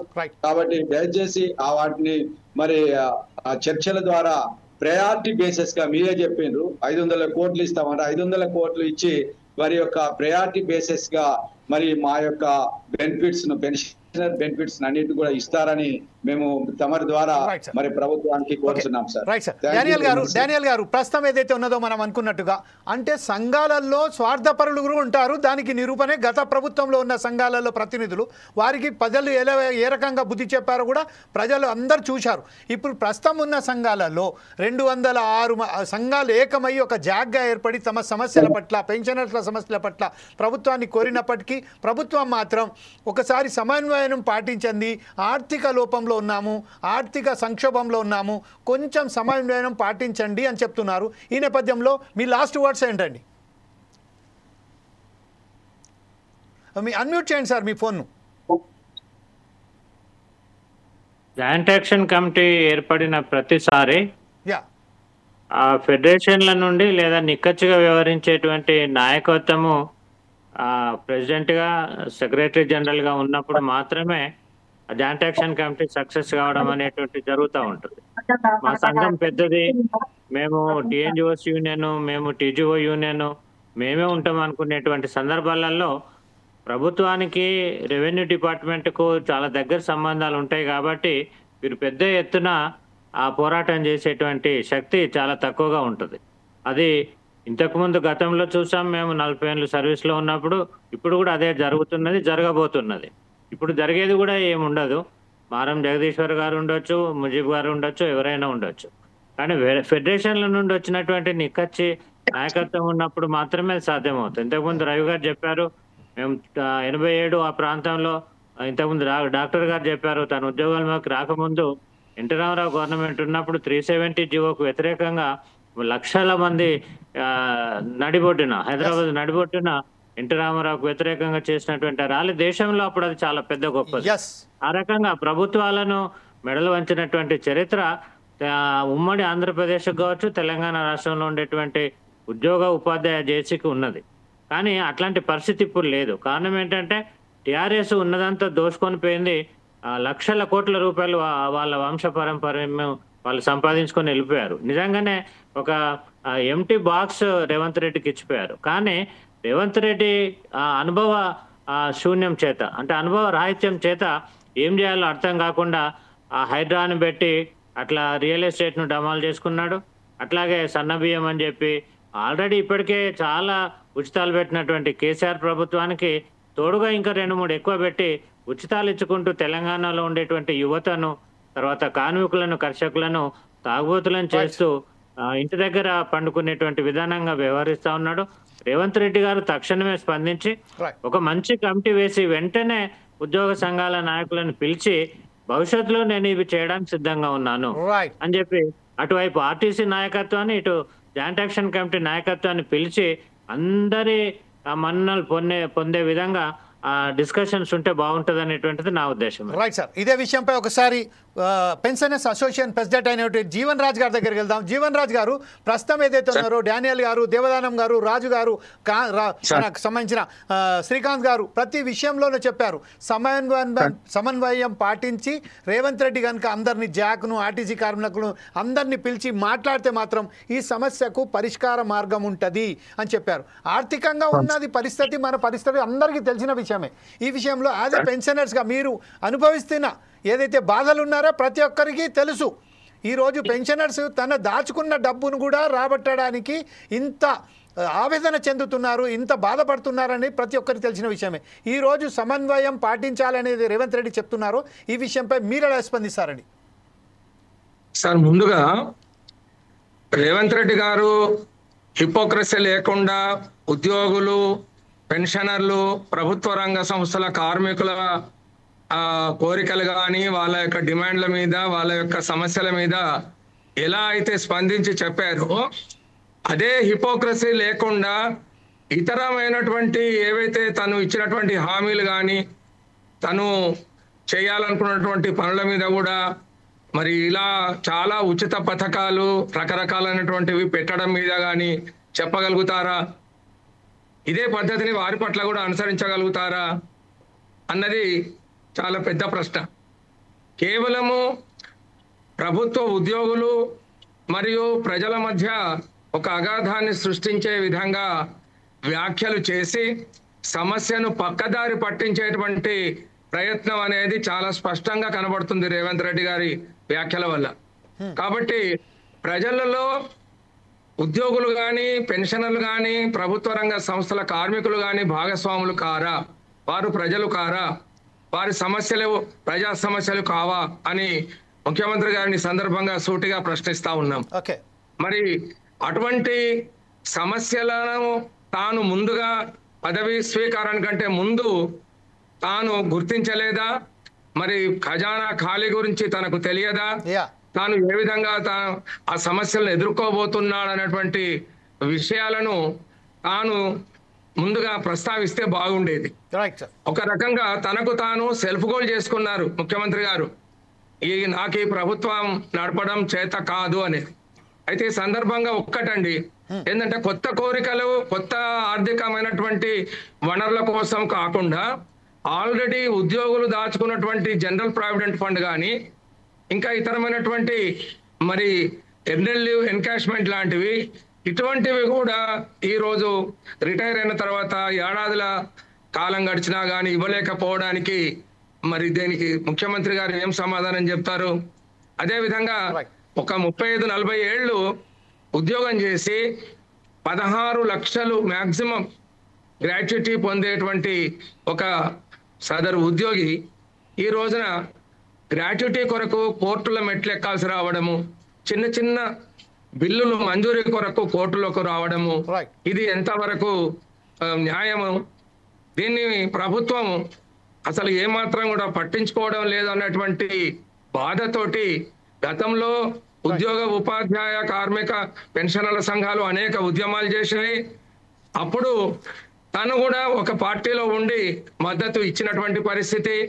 మరి ఈ రోజు తాను అధికారంలోకి రాగానే ఇటువంటి ఉద్యమాలన్నీ కూడా దాని పేరు మార్చి, దాని యొక్క డెఫినేషన్ మార్చి సమరము, యుద్ధము, ప్రజల మీద యుద్ధం చేస్తారా మీరు అని అడగడం అనేది చాలా చాలా బాధాకరమైన విషయం. ఓకే సార్, జీవన్ రాజ్ గారు, సమయం లేదు కాబట్టి మనం లాస్ట్గా శ్రీకాంత్ కోణం గారి దగ్గరికి వెళ్దాం. శ్రీకాంత్ కోణం గారు, ఇప్పుడు ప్రస్తుతం అయితే ఆవేదన మాత్రం చూసాం. గత ప్రభుత్వం ఏం చేసిందా, గత ప్రభుత్వం ఎన్ని అప్పులు చేసిందా అని పక్కన పెట్టి ఈరోజు ఉద్యోగులకు సంబంధించింది వారి ఏజ్కు సంబంధించి కూడా వారిని పెంచుకుంటూ వారికి రావాల్సిన జీతభత్యాలు కూడా ఇచ్చుకుంటూ వాళ్ళ పెన్షనర్స్కు రావాల్సిన ఎవరైతే బెనిఫిట్స్ ఉన్నాయో అది కూడా ఇవ్వకుండా కాలయాపన చేసుకుంటూ వారి మీదనే మీకు సమన్వయం పాటించాలి అని చెప్పడం ఎంతవరకు సమంజసం? కంక్లూడ్గా ఒక 2 మాటల్లో చెప్పండి సార్ ప్లీజ్. ఒకటండి, ఇప్పుడు జరిగిపోయిన వాటి గురించి మనం ఎక్కువసేపు మాట్లాడుకుంటే అంటే ఆత్మఘోష ఉంటుంది కానీ ఇంకేముండదు. సో మనం ఒక సమస్యని ముందుకు తీసుకురావడమే కాదు, మనం ఏమైనా సొల్యూషన్ సజెస్ట్ చేయగలుగుతామా? ఫస్ట్ థింగ్, సమస్య అందరికీ తెలుసు, డబ్బులు లేవు అనేది అందరికీ తెలుసు. నీ జేబులు ఎన్ని డబ్బులు ఉన్నాయో చూసుకునే ఖర్చు పెట్టాలి. కానీ ప్రభుత్వంలో లేని వాళ్ళకి నిజంగా డబ్బులు ఎన్ని ఉన్నాయో తెలియదు. యాక్చువల్గా కేసీఆర్ కూడా సంతోషపడి ఉండొచ్చు యాక్చువల్గా ఓడిపోయినందుకు. ఎందుకంటే నిజంగా ఆయన గవర్నమెంట్ ఫామ్ చేస్తే కూడా ఆయన ఇప్పుడు ఇబ్బంది పడేవాడు. ఈ పంచాయతీ తెచ్చింది ఆయనకు కూడా తెలుసు. ఇప్పుడు 3 ఏళ్ళు రిటైర్మెంట్ పెంచడం వలన తాత్కాలికంగా బయటపడ్డారు, కానీ ఆ సమస్య మొత్తం రాయి తీసుకొచ్చి రేవంత్ రెడ్డి గారి మీద పడింది. సో నేను కొన్ని సూచనలు చేయాలనుకుంటున్నాను. ఒకటి, కళ్యాణ్ లక్ష్మిలో మీరు ఇచ్చే డబ్బులు వాళ్ళు ఆల్రెడీ రిచ్ ఉన్న వాళ్ళే కళ్యాణ్ లక్ష్మి క్లెయిమ్ చేస్తున్నారు. ఇది ఎంత స్క్రూటినీ చేస్తున్నారు మీరు? గెజిటెడ్ ఆఫీసర్ గా నేను సంతకాలు పెడుతుంటే ఆ పెళ్లి ఫోటోలు చూస్తే, పట్టు చీరలు, నగలు చూస్తే వీళ్ళకు ప్రభుత్వ సహాయం ఎందుకు అని నాకు ఆవేదన కలుగుతుంది. కానీ గెజిటెడ్ ఆఫీసర్ గా వచ్చారు కాబట్టి మొదటిసారి పెళ్లి అయిందంటే పెడుతున్నాం. అట్లానే ప్రభుత్వం సీరియస్ గా తీసుకోవాలి. సెకండ్, పెన్షన్స్ లో మనము కొడుకు చూసుకోవట్లేదనో కోడలు చూసుకోవట్లేదనో ఎవరో చూసుకోవట్లేదని వృద్ధులకు కన్సిడర్ చేసి ఎంత మందికి పెన్షన్లు ఇస్తున్నాం. ఫ్యామిలీ లెవెల్లో మనం ఆధార్ కార్డ్ డేటాబేస్ మన దగ్గర ఉంది. వీళ్ళ తండ్రి ఎవరు, వీళ్ళ కొడుకులు ఎవరు, వీడు ఏం ఉద్యోగం చేస్తున్నాడు, ఈ రోజు ఎవరు ఎక్కడ ఎంత ఖర్చు పెడుతున్నారో కూడా ప్రభుత్వానికి తెలుసు. ఏ వైన్ షాప్ లో ఏం కొంటున్నారో కూడా తెలుసుకునే అంత పరిజ్ఞానం ప్రభుత్వం దగ్గర ఉంది ఇప్పుడు. కానీ దాన్ని వినియోగించుకోవాలి. ఎకానమీని స్ట్రాంగ్ చేయడానికి ప్రయత్నం చేయాలి. ఎవరైతే అంటే ఉచితాలని అద్రగానంగా తీసుకుంటున్నారో వాళ్ళందరినీ పక్కన పెట్టాలి. నిజంగా రైతులు ఎవరున్నారో వాళ్ళకి సహాయం చేయాలి. ఎన్ని ఎకరాలకు చేయాలి, ఎవరికి నిజంగా సహాయం అవసరం, ఎవరు లోకల్ గా అప్పులు చేసి వడ్డీల బారిన పడి ఆత్మహత్యలు చేసుకుంటున్నారు, కౌలు రైతులు ఎవరు, వాళ్ళకి హెల్ప్ చేయాలి. రైతు అన్నవాడు ఎవడు సూసైడ్ చేసుకోండి. నేను బాగా అబ్జర్వ్ చేశాను. కౌలు రైతు ఆత్మహత్య చేసుకుంటాడు, ల్యాండ్ ఉన్న రైతు ఆత్మహత్య చేసుకున్న వాళ్ళు నేను చూడలేదు. ఎందుకంటే because of real estate operation 1.5 ఎకరం ఉన్నది ఈరోజు 40, 50, 60, 70 లక్షలు అయింది. కొన్ని చోట్ల ₹1,00,00,000 కూడా అయింది. సో రైతులు నిజంగా ఎవరు, వ్యవసాయం చేసే వాళ్ళు ఎవరు, ఉన్న భూమిని కౌలుకిచ్చి ఎంజాయ్ చేసే వాళ్ళు ఎవరు, అమెరికా నుండి ఇక్కడ వ్యవసాయం చేసే వాళ్ళు ఎవరున్నారు, ఉద్యోగాలు చేసుకొని సాఫ్ట్వేర్ ఉద్యోగులు ఎవరున్నారు, కనిపెట్టండి. ఇదంతా కనిపెట్టడానికి ఎక్కువ సమయం అవసరం లేదు. డిపార్ట్మెంట్ వైజ్ గా టార్గెట్ ఇస్తే 3 నెలలు కాకపోతే 6 నెలల్లో సాధ్యం అవుతుంది. సెకండ్ థింగ్, 58 ఏళ్ళ నుంచి 61 ఏళ్ళు చేయడం వలన ప్రభుత్వానికి జీతభత్యాలు పెరిగినాయి కానీ తగ్గవు. ఒక వ్యక్తికి పెన్షన్ ఇస్తే సగం జీతమే ఇవ్వాలి, మిగతా సగంతో ఒక యువకుడికి జీతం ఇవ్వచ్చు. నేను రెడీగా ఉన్నాను, ఇంకా నాకు 10 సంవత్సరాలు ఉంది ఉద్యోగం, కానీ మీరు 58 ఏళ్ళు అనౌన్స్ చేయండి. నాలాంటి వాళ్ళు సంతోషించే వాళ్ళు చాలా మంది ఉన్నారు. 3 ఏళ్ల ముందు రిటైర్ అయితే కాళ్ళు చేతులు బాగుంటే గుడికో గోపురానికో చుట్టాలింటికో పక్కాలింటికో పెళ్లిళ్ళకో సావులకో పోవడానికి వీలవుతుంది. కానీ మీరు ఏం చేస్తున్నారు, వృద్ధాశ్రమాలను తయారు చేస్తున్నారు, ప్రభుత్వ ఆఫీసుల్ని వృద్ధాశ్రమాలు తయారు చేస్తున్నారు, సీనియర్ పొజిషన్ లో నిర్ణయాలు తీసుకోలేని వాళ్ళని తయారు చేస్తున్నారు. అలాంటి వాళ్ళ వలన ప్రజలకు నష్టమే కానీ లాభం లేదు. 58 ఏళ్ళు చేయండి, ఎవ్వరు తప్పు పట్టరు. నిరుద్యోగులకు ఉద్యోగాలు వస్తే at the same time A priority అయినా నిరుద్యోగుల్ని కన్సిడర్ చేయండి.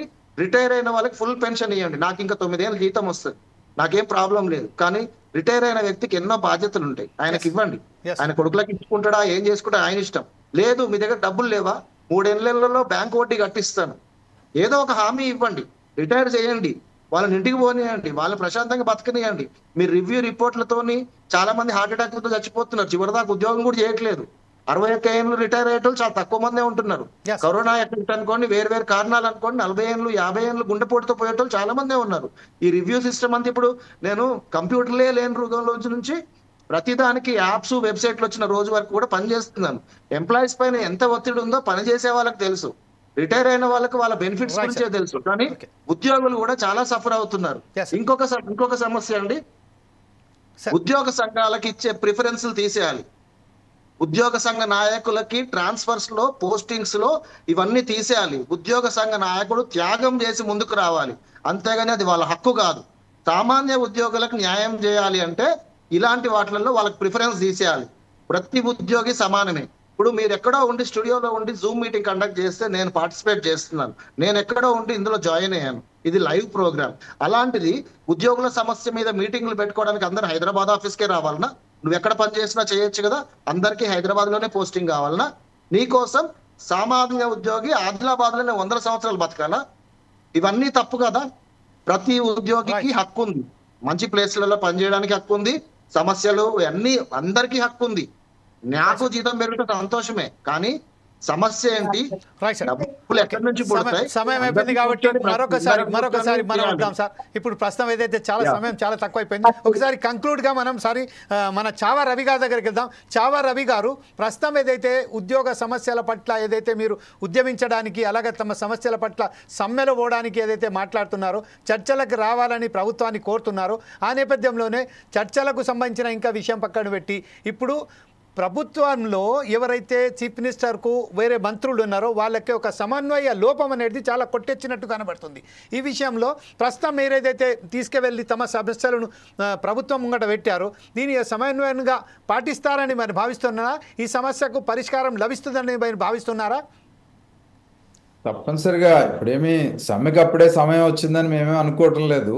కానీ వాళ్ళు ఉన్న పరిస్థితి ఏంటంటే ప్రభుత్వం ముఖ్యమంత్రి గారి అసహనం బహుశా ఆయన మంత్రివర్గ సహచరులతోటే తనకేమన్నా సమన్వయ లోపం ఉందేమో తేల్చుకోవాల్సినటువంటి అవసరం ఉంది. ఎందుకంటే ఉద్యోగులుగా మేము సమయంతో ఉన్నాం, కానీ వాళ్ళు ఉన్న పరిస్థితుల్లో ఒక మాట చెప్పారు.